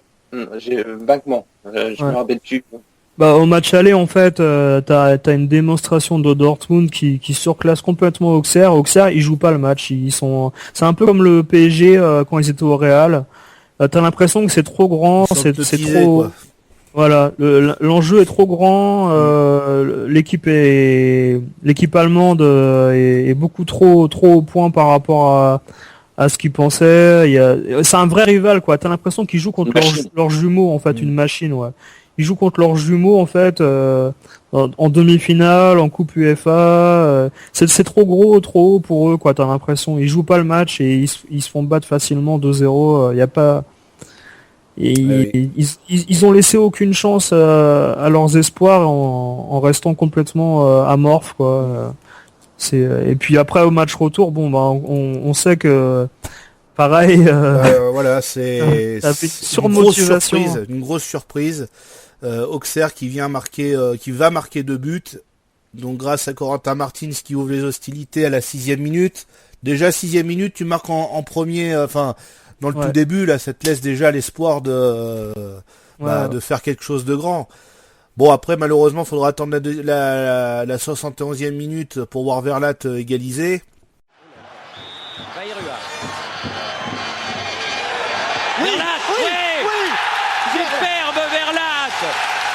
Superbe Verlat sur ce coup franc de Pascal Vairua. Et ça va se terminer aux prolongations et au tir au but. Voilà, et malheureusement, Auxerre qui va s'arrêter là. On peut pas dire à cause, parce que franchement, tirer un penalty, c'est une chance sur 2. Et malheureusement, Stéphane Mahé va louper son penalty. Ouais, un peu comme il m'a fait penser à Bossis. Mais je pense que c'est des joueurs qui n'ont peut-être pas l'habitude de tirer des pénaltys, et je pense que eux ils choisissent ça fait comme Bossis. Toujours le mauvais côté. Mais non, mais je crois qu'il a tiré au milieu, non, ou sur le côté, je me rappelle plus. Il tire pratiquement sur le gardien. C'est possible qu'il tire à côté, mais je pense. Non, il tire pas à côté, c'est le gardien qui l'arrête, mais c'est un. Moi, je le vois tirer sur le côté du gardien, en fait. Mais c'est une chance sur 2, malheureusement, les pénaltys. Mais sinon, tu vois, Auxerre avait super bien entamé le match, il y avait une rage énorme, une surmotivation. T'avais l'impression que vraiment les mecs là, ils ont joué à fond pendant 45 minutes, ils ont tout donné. Là, il y a eu des fautes pas sifflées, mais tu revois le match, il y avait des tacs par derrière des Allemands, mais c'était un truc de malade. Il y aurait pu avoir des rouges, quoi, dans le match. Et l'arbitre, pour donner le troisième penalty, pour donner le troisième but à Auxerre, là, où il y a un penalty que rate, je sais plus qui, là, avant la fin du en prolongation, avant la fin du match, il y a un penalty qui est donné à Auxerre pour 3-0, je crois. Si je me souviens bien, je sais plus exactement, mais l'arbitre a eu énormément de mal à donner des fautes aux Auxerrois aussi dans ce match-là, pour favoriser Auxerre, je veux dire. T'avais l'impression que... Ouais, vas-y. Et dans ce match-là, il n'y a pas eu un carton rouge aussi de Dortmund, il me semble. Alors, il y a eu Günther Kutowski qui a reçu un carton rouge à la 98e minute, et Raphaël Guerrero à la 106e pour Auxerre. Ouais. Non, mais je veux dire, c'était du 50-50 vraiment ce match-là. Mais Auxerre ont jamais eu de chance en demi-finale de toute façon contre Dortmund. Il y a toujours eu une couille qui s'est passée parce qu'en 96, c'est 97 même, c'est Lasland qui marque une reprise acrobatique. Je sais pas, elle était valable. Cette retournée était valable et il le refuse. Il n'y a pas hors-jeu. Non, c'est pas c'est que le défenseur, en fait, si tu veux, il va pour mettre la tête sur le ballon. Et en même temps, t'as Lasland qui fait sa bicyclette. Le but normalement aurait dû être valable. Je sais pas si ça aurait changé le cours du jeu, mais peut-être. Je sais pas ce que ça aurait donné après. Mais j'ai l'impression qu'Auxerre, à chaque fois qu'ils sont arrivés en demi-finale, à chaque fois de toute façon ils sont arrivés juste 2 fois en demi-finale, il y a toujours eu quelque chose, un arbitrage pas correct, quoi. C'est quand même dommage. Comme si eux, ils mettaient pas les moyens pour se mettre l'arbitre dans la poche, entre guillemets, tu vois. Et qu'ils étaient trop réglo, en fait. Mais bon, après, si vous avez l'occasion de revoir ce match-là, Auxerre-Dortmund, qui est un peu long, parce qu'il dure quand même 2h30, parce que t'as les prolongations, les penalties. Tu seras halluciné de l'engagement qu'il y avait même les occasions, parce que il y a vachement d'occasions, parce que je suis en train de regarder et il y a beaucoup de, comme là je vois un joueur de Dortmund qui sauve sur la ligne, ou alors un centre, ça passe à ras du poteau. C'était vraiment incroyable, quoi. Non, mais c'était vraiment du 50-50, et là franchement par rapport au PSG Juve qui était déséquilibré, on va dire 60-40, là ça pouvait passer pour Auxerre, quoi. Là ça pouvait passer, là c'était ils jouaient contre leurs jumeaux au niveau tactique. Est-ce que c'est ce fameux match que Giroud était parti chercher le ballon? C'est en 97. C'est plus tard, mais c'est vrai. Et là il était venu quand même au but de Verlat, il était venu quand même dire aux joueurs de retourner dans le terrain. Voilà, exactement. Pas comme Mourinho qui avait plongé au point de corner, mais lui il avait dit allez remontez, et puis il était pas content. Voilà. Il perdait du temps. Donc fin de parcours pour les deux clubs français, mais bon, deux parcours vraiment formidables, avec des exploits dans les deux camps de toute façon.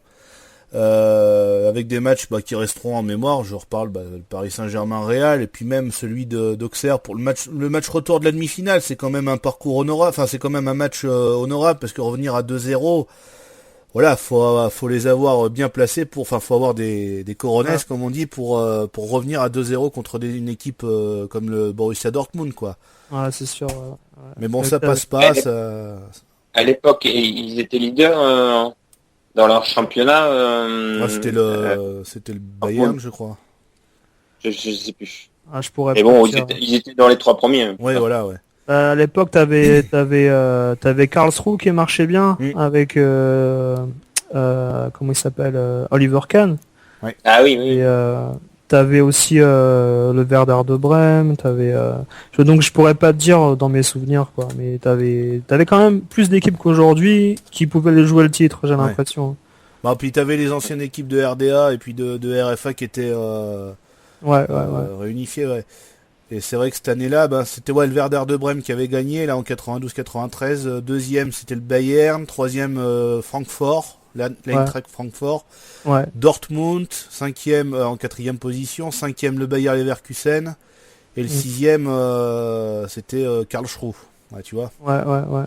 Ouais. T'avais quand même des grosses équipes, quoi. C'est sûr. Et donc, vas-y. Vas-y, je comprends. En revenant à Auxerre, je voulais dire, par contre, il y avait un super numéro 10 qui s'appelait Corentin Martins, qui était très très fort techniquement. C'était un super joueur. Donc c'était vraiment super quoi. T'avais un bon buteur, t'avais Gérald Baticle. Justement, il terminera meilleur buteur de cette Coupe UEFA. C'est vrai que Corentin Martins, de toute façon, ça lui a valu Corentin Martins une place en équipe de France. Ouais. J'avais entendu une des raisons pour lesquelles je crois il n'avait pas été gardé en équipe de France, c'est parce qu'en fait, t'avais certains joueurs en attaque qui voulaient pas jouer avec lui. Il y avait une histoire avec en coulisses. Vous avez pas entendu cette histoire-là? Non. Ben juste après t'as Zidane qui prend sa place en fait et je sais plus qui et Martins il fait très peu de matchs en équipe de France en fait parce que il a un problème relationnel je crois avec enfin c'est plus les attaquants et d'autres joueurs qui veulent pas de lui. Il y avait une histoire comme ça mais je m'en souviens plus. Je l'avais entendu sur tu sais l'Afterfoot. Ah oui d'accord. Ouais.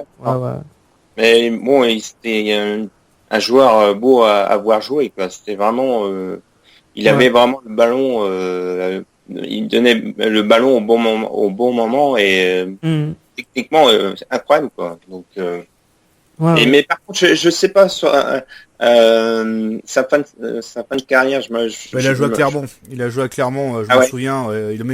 En fait, il a fait la saison 2004-2005. Il a fait que 2 matchs à Clermont parce qu'après il s'est blessé. Il a arrêté sa carrière. Ouais, voilà. Il a une fin de carrière qu'il n'aurait pas dû avoir. Quoi. Il a pas fini en apothéose. Quoi. Non.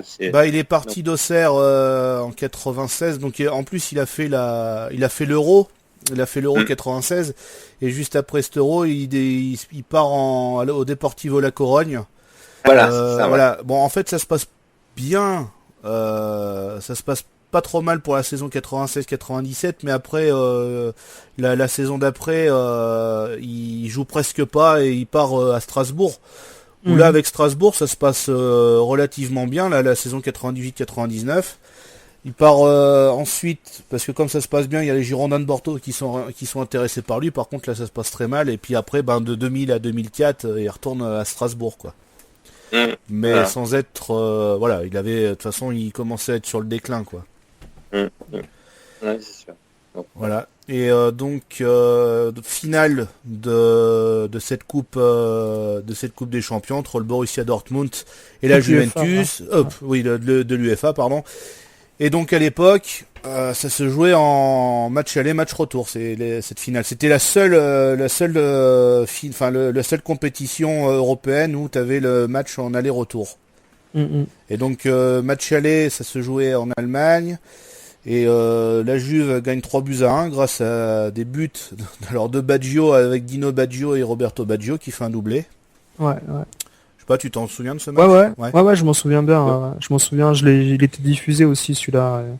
C'est un match facile. C'est un match facile pour la Juve à Dortmund et le match retour est encore plus facile. En fait, au match retour, t'as Dortmund qui est complètement décimé. Et ils ont perdu 3-4 joueurs importants.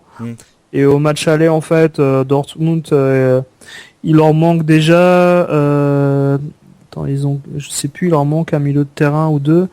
Et par rapport à Auxerre, t'avais celui qui s'est fait expulser là contre Auxerre. Ouais.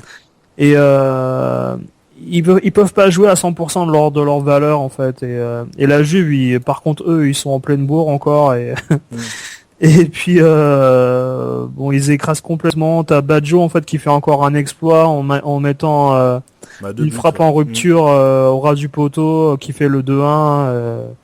Enfin, le stade, il y avait une grosse ambiance en fait au début du match et au bout s'est tu quoi.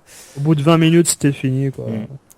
Et match retour, la Juve qui écrase le Borussia Dortmund 3-0. Alors but de Baggio, mais de Dino Baggio, 2 buts à la 5e et 42e minute.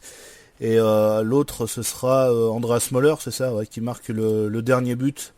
Pas de but de Roberto Baggio, mais bon, de toute façon, il avait déjà donné lors du match aller. Et sur les 2 matchs, la Juventus qui remporte cette Coupe UEFA sur le score de 6-1 avec les scores cumulés.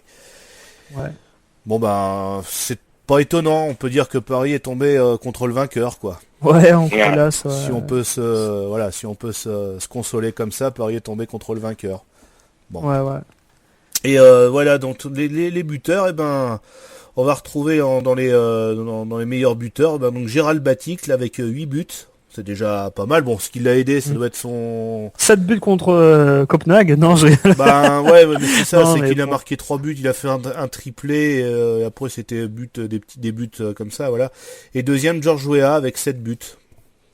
Ouais, il a un peu plus de mérite, j'avoue. Ah bah oui.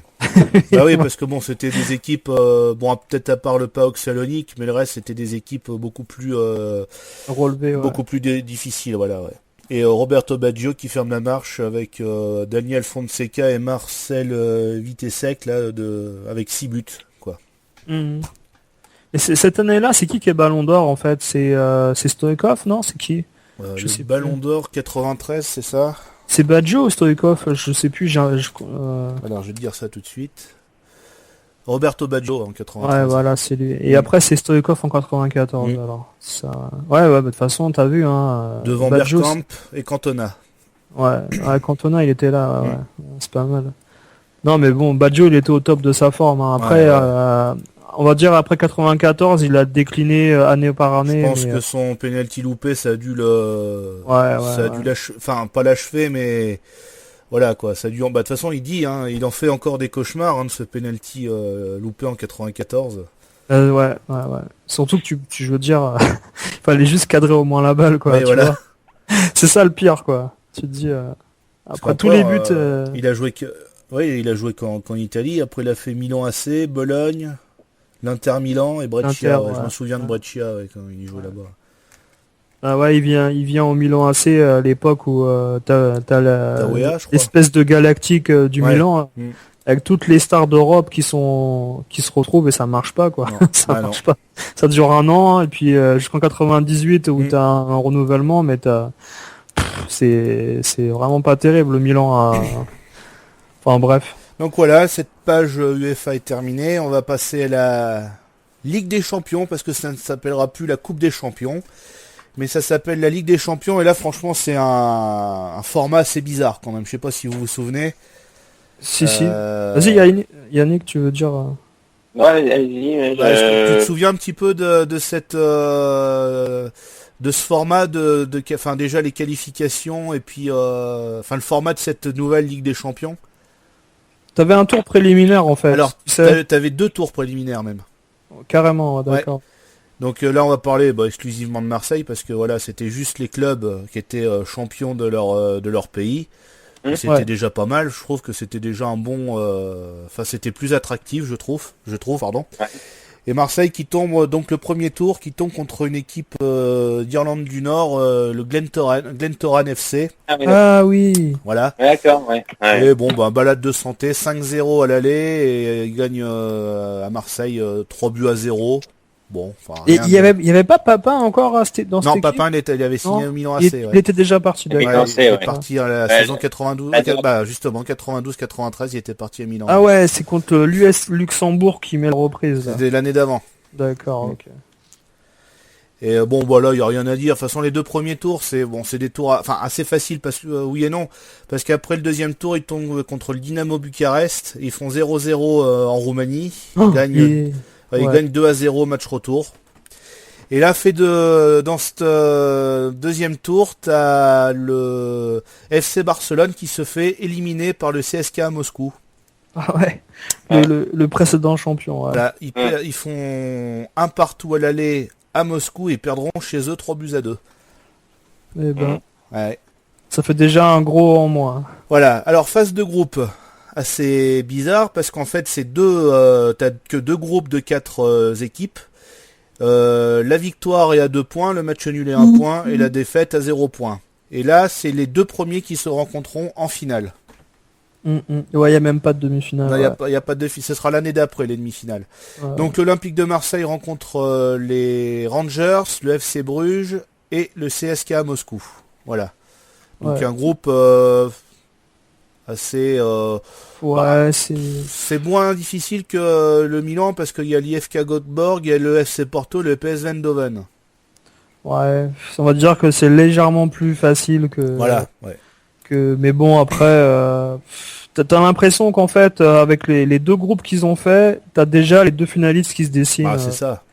C'est un peu le problème de ce format-là où tu as 2 tours préliminaires qui éliminent trop d'équipes et en fait, je pense qu'ils se sont rendus vite compte à l'UEFA qu'il fallait faire plus de groupes et moins de tours préliminaires. Et donc, le premier match de Marseille, c'est contre les Rangers et là ils vont faire 2 partout. Ouais. 2 partout, ouverture du score de Boxic, la nouvelle star de l'OM. Qui d'ailleurs il terminera meilleur buteur de la première division. Ensuite Voleur qui marque à la 55e minute de jeu. Marseille mène 2-0 mais sont rattrapés. 76e minute, c'est Mac Sigouane qui marque et c'est David Atley, hein, c'est ça attends, si je dis pas Marc Atley. Marc Atley, pardon, excuse-moi. Ouais. Ah oui. Marc Atley, l'ancien monégasque qui marque qui égalise à la 82e minute. Alors déjà ça commence pas très très bien pour Marseille. Mais c'était un beau match. Mais c'était un très beau match, ouais. Mis à part la pluie et la boue, ouais, c'est vrai que c'était pas beau, ouais. Ouais, c'était un magnifique match de foot, je me souviens, physique et tout. Hein, c'était. Et ce match-là avait commencé à quelle heure 19h30, c'est ça? Ah, il était tôt aussi, hein, je crois. Hein. Ah ouais. C'était tôt aussi, ouais. Je sais plus, 19h30, un truc comme ça, ou 19h, mais ouais, c'était vachement tôt, ouais.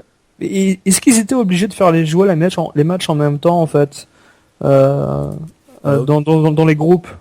Non. Non, non, parce que le match d'après, il était à 20h30, celui de Bruges contre le Moscou. Ah d'accord. Donc en fait, ils voulaient mettre les matchs le même jour. Alors non, je pense que quand le match des Rangers, alors voilà, t'as toujours une heure de décalage, je crois, entre l'Angleterre et nous. Et de ce que je remarque, c'est que quand les Rangers jouent à domicile, le match est toujours à 19h30. Ah voilà. Ouais. C'est pour ça, d'accord. Après, je peux pas te dire si en France ils passaient les 2 matchs. Moi, j'ai souvenir qu'ils passaient qu'un match. Ah bah il y a Rangers Marseille, il passait sur la 1 de toute façon. Voilà. Ah ouais. Et Bruges CSK, par contre, je me souviens pas. Il devait y avoir les meilleurs moments de l'autre groupe, quoi, en fait. Je pense, hein, ça devait être. Ouais, c'est ça. T'avais des grands formats d'une demi-heure de chaque match. Je me souviens de Christian Jean-Pierre là, qui commentait les résumés d'une demi-heure à la fin de la soirée Ligue des Champions jusqu'à minuit là. C'était assez long d'ailleurs. Bah, oui. ouais. Ensuite, le deuxième match. Pardon, vas-y. Surtout avec Christian Jean-Pierre, ouais. Ça c'est clair. Ensuite, deuxième match, Marseille rencontre Bruges. Et là, bon, c'est beaucoup plus facile. 3-0. Les 3 buts sont marqués en première période. Sauzé couvre le score sur pénalty à la 4e minute. Et puis après, c'est Boxic, 10e et 26e. Victoire 3-0 pour Marseille. Bon, ça, voilà, c'est une petite formalité. Pourtant, club de Bruges qui a quand même des sacrés bons joueurs. Il y a Daniel Amokachi qui joue aussi là-bas. C'est le premier nom qui met. Ouais. Bah oui, moi je crois que c'est le seul nom qui me. Bah après t'as Van der Elst, Lorenzo Stalens. Il y a qui d'autre non, c'est tout. Voilà, les autres c'est un peu des joueurs moyens. Ouais. Jürgen Belper, tiens, c'est un beau. Belper avec. Faut trouver. C'est un sacré nom, ça, tiens. Ensuite, troisième match donc qui se joue à Moscou. Et là, Marseille va faire qu'un partout. Ça va être un peu plus difficile. C'est Pelé qui ouvre le score à la 27e minute. Égalisation de Moscou en seconde période par Fezulin. Ouais. Bon, voilà, c'est jouer en Russie, c'est jamais facile. C'était en hiver déjà? Non, c'était au mois de mars. Mois de mars. Ouais, parce qu'en fait, si tu veux, tu avais 2 matchs. Bah, tu sais, avec les premiers tours, ça se joue en septembre, après octobre, et puis là, en fait, le premier match des Rangers, ça a commencé le 25 novembre. Ah, ils étalaient sur 4 mois, voilà. 5 mois, ouais. Après, le 9 décembre, le match contre Bruges, et là, c'était le 3 mars. D'accord, ils faisaient comme les demi-finales et les quarts de finale, ouais. Ouais, voilà, ouais. Et 17 mars, Marseille, match retour CSK à Moscou, et là, Marseille qui explose le CSK à Moscou, 6-0. Ouais. Avec 3 buts de Sauzé. Ouais. Oui, bah c'est là qu'il y a eu jus d'orange. Ouais, voilà, ouais. Suspicion de match truqué. Bon, on a dit qu'on n'en parlerait pas, mais bon, c'est vrai qu'on peut pas. Amusant, malheureusement, on peut pas trop s'en empêcher. Donc 3 buts de Sauzé, un but de Pelé, un but de Ferreri et un but de Desailly. Ouais. Mais vous vous souvenez des Russes qui sont filmés par le journal de TF1 là le matin du match? ça passe à 13h là, on les voit dans les rues de Marseille avec des appareils photo et des lunettes, des casquettes sur la plage. Ils se baladent, ils prennent des photos, ils achètent des souvenirs. Ils étaient venus en touriste. Non mais bon, c'est une sacrée préparation, je veux dire, pour jouer un match. Bah oui, ça c'est sûr. Ensuite, l'avant-dernier match, c'est le 7 avril contre les Rangers. Et là, toujours pas de victoire, un partout. Ouverture du score de Franck Sauzet à la 18e et égalisation de Durant à la 52e. Ouais. Et je crois que ça permettait à Marseille d'être presque en finale. Ouais, c'était une grosse déception ce match. Ouais. Hein. Tu t'en souviens, Yannick, toi? Ouais, il me semble que il y avait un match crucial. Fallait gagner quand même contre Bruges. Oui, c'est le dernier match. Dernier match. Et, on va en venir à ce dernier match. 1-0, but à la 2e minute de de Boxic. Ouais. Voilà, et ce qui permet aux Marseillais de se qualifier pour la finale. Voilà. Parce que si on gagne pas là, il me semble qu'on n'était pas sûr de. Il fallait gagner en fait. Fallait gagner. Après les Rangers, ça avait fait 0-0. Ouais, ils avaient pas gagné non plus, donc en fait, ça s'est bidouillé d'une façon où tu pouvais faire match nul aussi. Quoi. Mais le match Marseille-Rangers au Vélodrome, c'était une immense déception ce match-là, hein, parce que je me souviens, tout le monde disait Marseille va montrer enfin que c'est une grosse équipe et ceci et cela, et finalement ils n'arrivent pas à jouer. Hein. Ouais. Ils font un match nul tout pourri. De toute façon, ils arrivent Marseille est premier en gagnant que 3 matchs. Ouais. Voilà. Ouais. Comme le Portugal. Hein. Ouais. Non, mais bon. Champion d'Europe avec. Bon.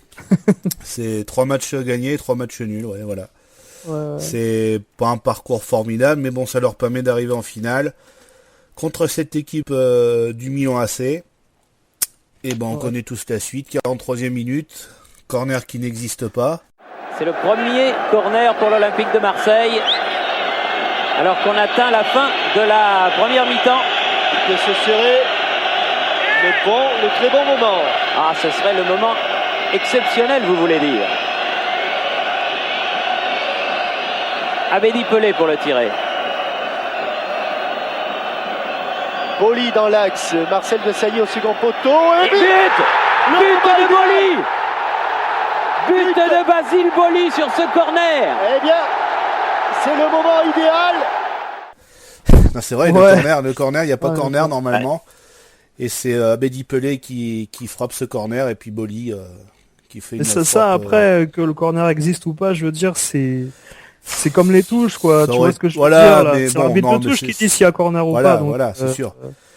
En plus, je suis supporter de Marseille, je suis en train de me mettre tout le monde à dos en disant ça. C'est vrai, mais voilà, il y a corner, mais ça aurait été de l'autre côté, ça aurait été exactement pareil de toute façon.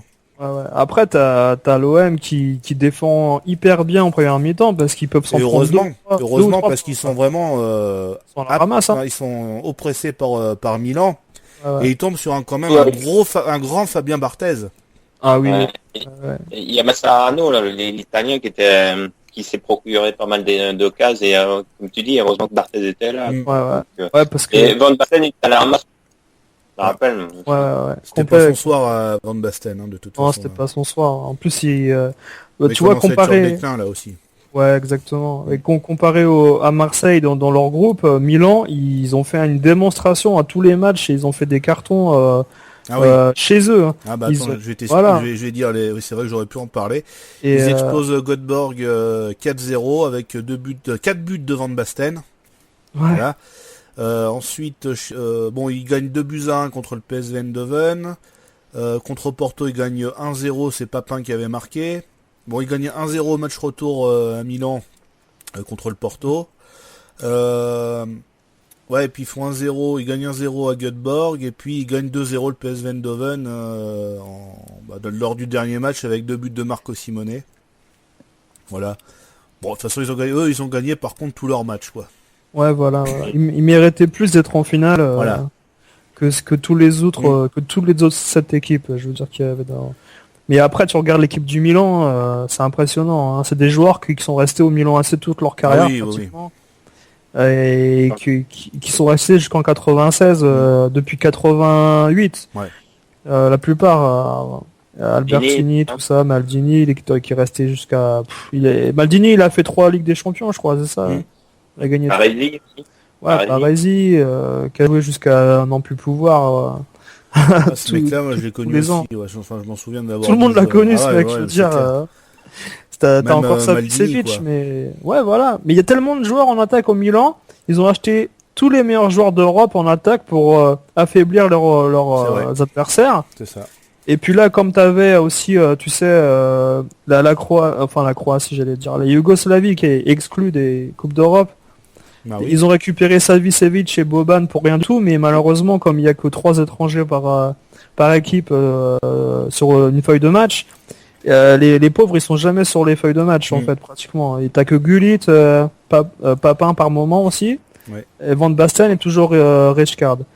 Mais ils ont déjà épuisé, je veux dire, le réservoir européen en prenant des joueurs à droite à gauche et malheureusement, tu vois, ils ont pris Papin à l'OM, mais l'OM a réussi à choper Voleur et Boksic derrière. Boksic a été la meilleure réussite que... Bon, Voleur, il a été très très bon, hein. Il a fait quand même les 2 saisons qu'il a faites étaient honorables, mais c'est vrai que Boksic, la saison à Marseille, elle était vraiment formidable, quoi. Après, c'est un match...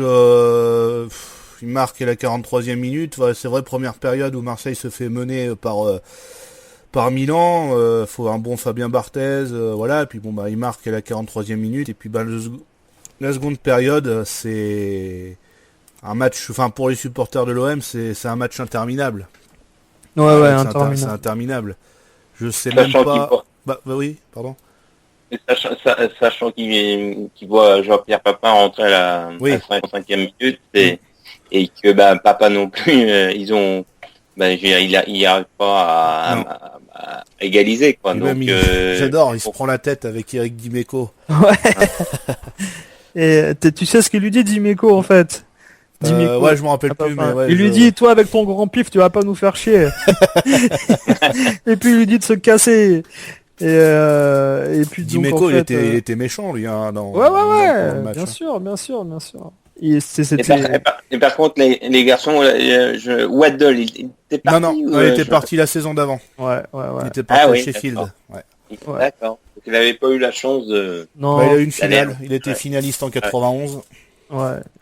Il est pas resté longtemps, Waddle. Hein, dommage, parce que franchement, c'est lui qui... Mais bon, après, c'est Tapi qui voulait renouveler à chaque fois, il voulait trouver meilleur. Des fois, c'était pas forcément meilleur, quoi. Mais t'avais Waddle qui avait quand même 31 ans déjà. Ouais, voilà. Donc bon. Parti, hein.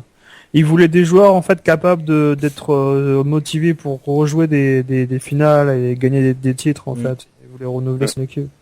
Mais Waddle, il l'avait dit que c'est Tapi qui lui avait demandé de partir. Et Waddle, il voulait rester encore. Il aurait voulu rester de toute façon. Ouais. Et après, t'as dans le documentaire que tu vois à Munich où ils sont dans le château en Bavière. Voilà, il est invité à la préparation en salle de gym avec au repas d'avant le match. Il est invité, tu vois. Et comme il disait, d'autant en 91, ils étaient restés cloîtrés dans l'hôtel, concentrés, de trucs comme ça. D'autant qu'en 93, ils étaient plus détendus, ils s'amusaient, ils faisaient un peu les cons. Bon, ça a marché. Ouais. Non mais c'est bien pour eux quoi, parce que finalement après toutes les années, on peut dire tout ce qu'on veut que l'OM a fait ci ou fait ça, mais t'inquiète pas qu'en Europe des équipes pour gagner les titres elles ont fait peut-être pareil ou pire. Sans être forcément sanctionnées. Voilà, allez, c'est un peu comme dans le cycle. Moi, je compare ça un peu à cette époque-là au cyclisme où. Oui, voilà, mais c'est exactement pareil, c'est ça. Tous les joueurs prenaient des trucs et à un moment donné, si tu voulais gagner le titre, fallait prendre les mêmes choses qu'eux, mais être plus malin dans la stratégie.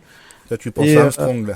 Bah oui. Bah oui. Dans le documentaire d'Armstrong, il parle de tous les cyclistes amateurs qui sont morts à cause de malaise cardiaque en prenant mal des produits. Ouais, c'est sûr.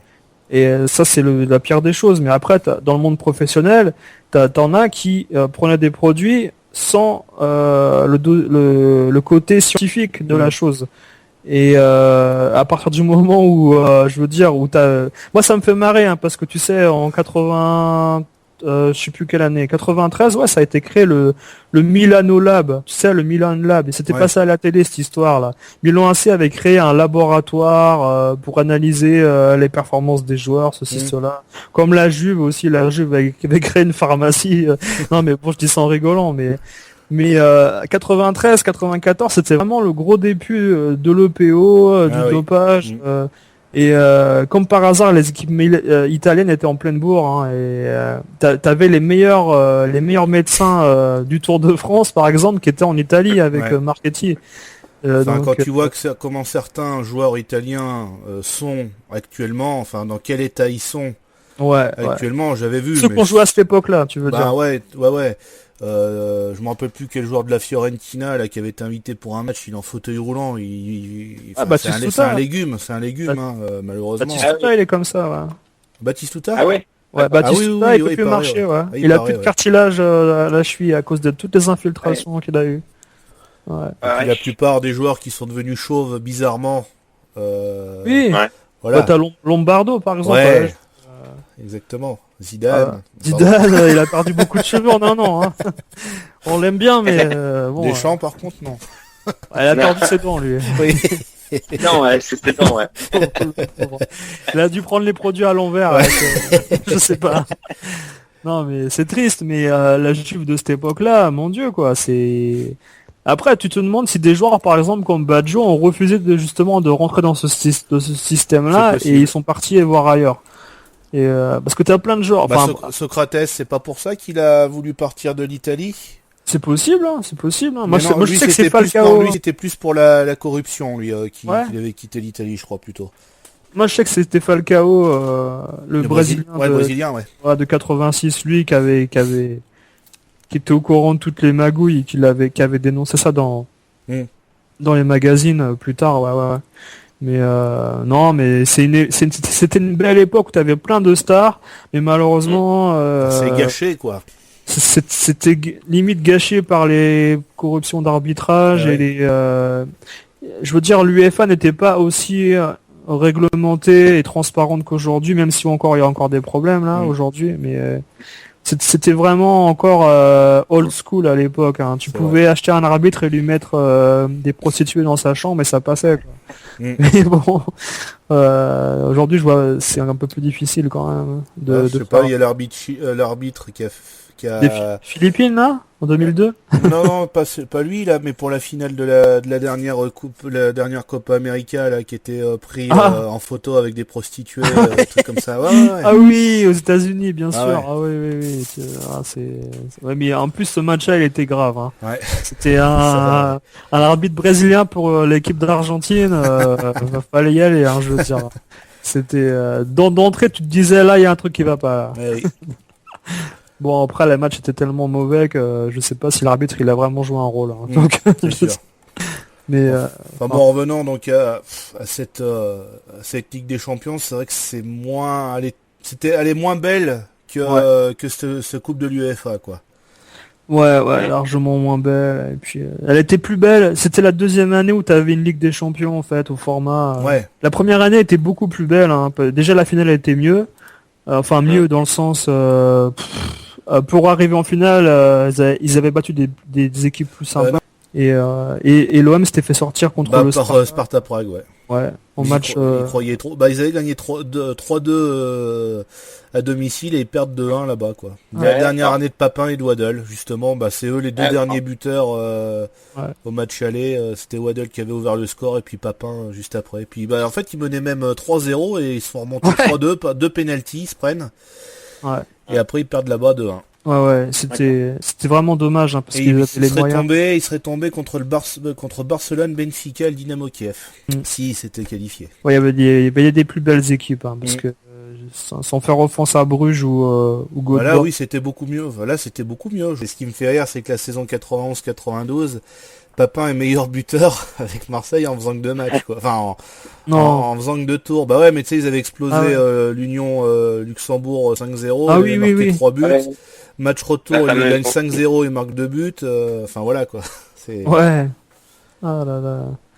Non, c'est la fameuse reprise contre le Luxembourg. Là, la reprise de vol exceptionnelle. Là. Ouais, ce but-là, il est vraiment très très beau. Où t'as les joueurs et les tribunes qui applaudissent papa en fait quand il marque. Avec le maillot bleu là. Ouais. Enfin, voilà, c'est tout ce qu'on pouvait dire sur cette saison. Vous voulez rajouter quelque chose de plus sur cette saison-là européenne? Dire que c'était le premier trophée pour un club français. Pour un club français. Quoi. Donc, c'était l'année des première année qu'il y avait 2 clubs français en demi-finale de Coupe UEFA. Première année qu'un club français remporte une compétition européenne. Et puis bon bah grâce à ça, ça va un petit peu plus, enfin le football français va un petit peu plus se montrer dans l'Europe. Ouais. Après ben t'auras Paris qui gagnera la Coupe des Coupes. Voilà, et c'est vrai que jusque fin des années 90, tu te retrouvais avec beaucoup de clubs français en Europe, quoi, en Coupe d'Europe, quoi. Ah, c'est sûr. Non, mais ça a montré un peu que les clubs français, ils étaient capables, en fait, de rivaliser avec l'Europe, sur le plan de toutes les compétitions. Il n'y avait pas encore l'arrêt Bosman aussi. Voilà. Moi, je pense que ça, c'est dommage, parce que d'un côté, pour les droits du travail, c'est normal que l'arrêt Bosman soit passé, il n'y a pas de problème.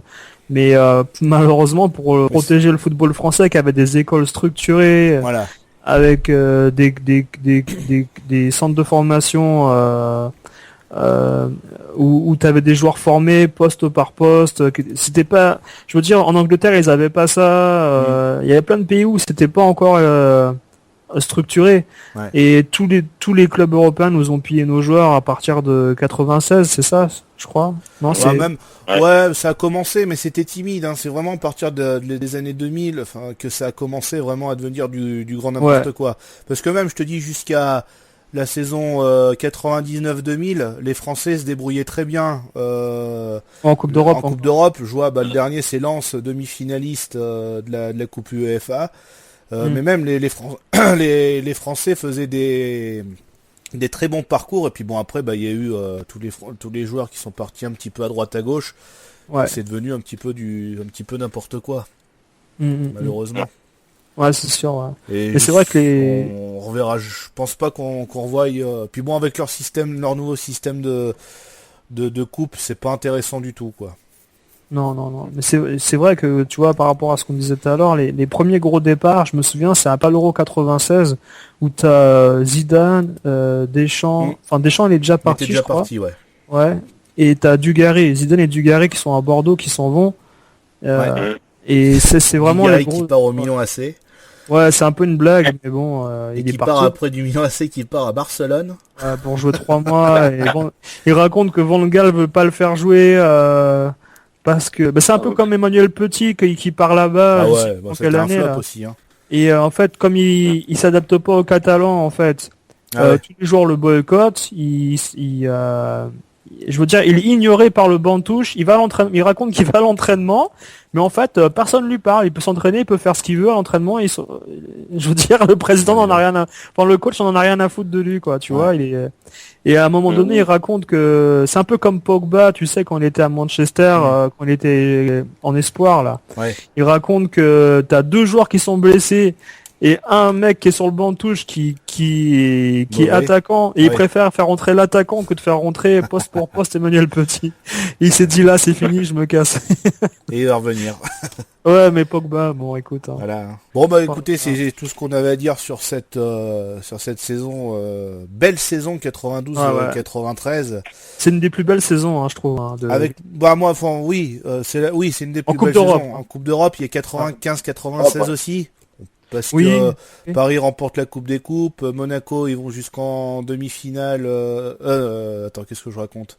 Non, Nantes, ils vont jusqu'en demi-finale de la coupe de la Ligue des Champions, et puis Bordeaux, ils vont jusqu'en finale de la coupe UEFA. Ouais. C'est là, et cette saison-là, il y a pas mal, mais ça, belle. donc on en fera, je referai un rétro podcast sur cette saison-là. La saison où j'ai commencé vraiment à m'intéresser au football, et pour moi, ça reste même maintenant une des meilleures. Enfin, de ce que j'ai pu voir de mes propres yeux. Après, c'est vrai que 92-93, elle est très très bien aussi, quoi.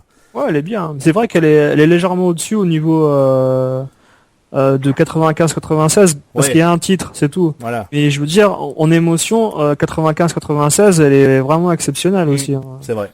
Il y a pas photo avec. Mais après, t'as un titre aussi avec le PSG, mais bon, la Coupe des Coupes, on pourra dire ce qu'on veut. En plus, l'adversaire en face, c'est pas. C'est le Rapide de Vienne. Bon, voilà. Il y avait quelques bons joueurs, mais c'est pas non plus. Juste. L'année d'après contre Barcelone, c'est un match plus relevé. Et encore, on finit 1-0 sur un penalty. Bon, en tout cas, je vous remercie d'avoir participé à ce podcast. Et puis on va se retrouver bientôt pour de nouveau. Hein. Il y aura sur la saison 95-96. On retrouvera l'ami Rétroplay avec nous pour des podcasts un petit peu plus anciens. Notamment, je pense, avec la Coupe du Monde 86, avec des genres de podcasts comme ça qu'on pourra faire dans le futur. Bonne soirée à tous les deux. Merci, merci. C'était super sympa. Voilà, c'était bien sympa. Puis à très bientôt alors. Salut. Salut.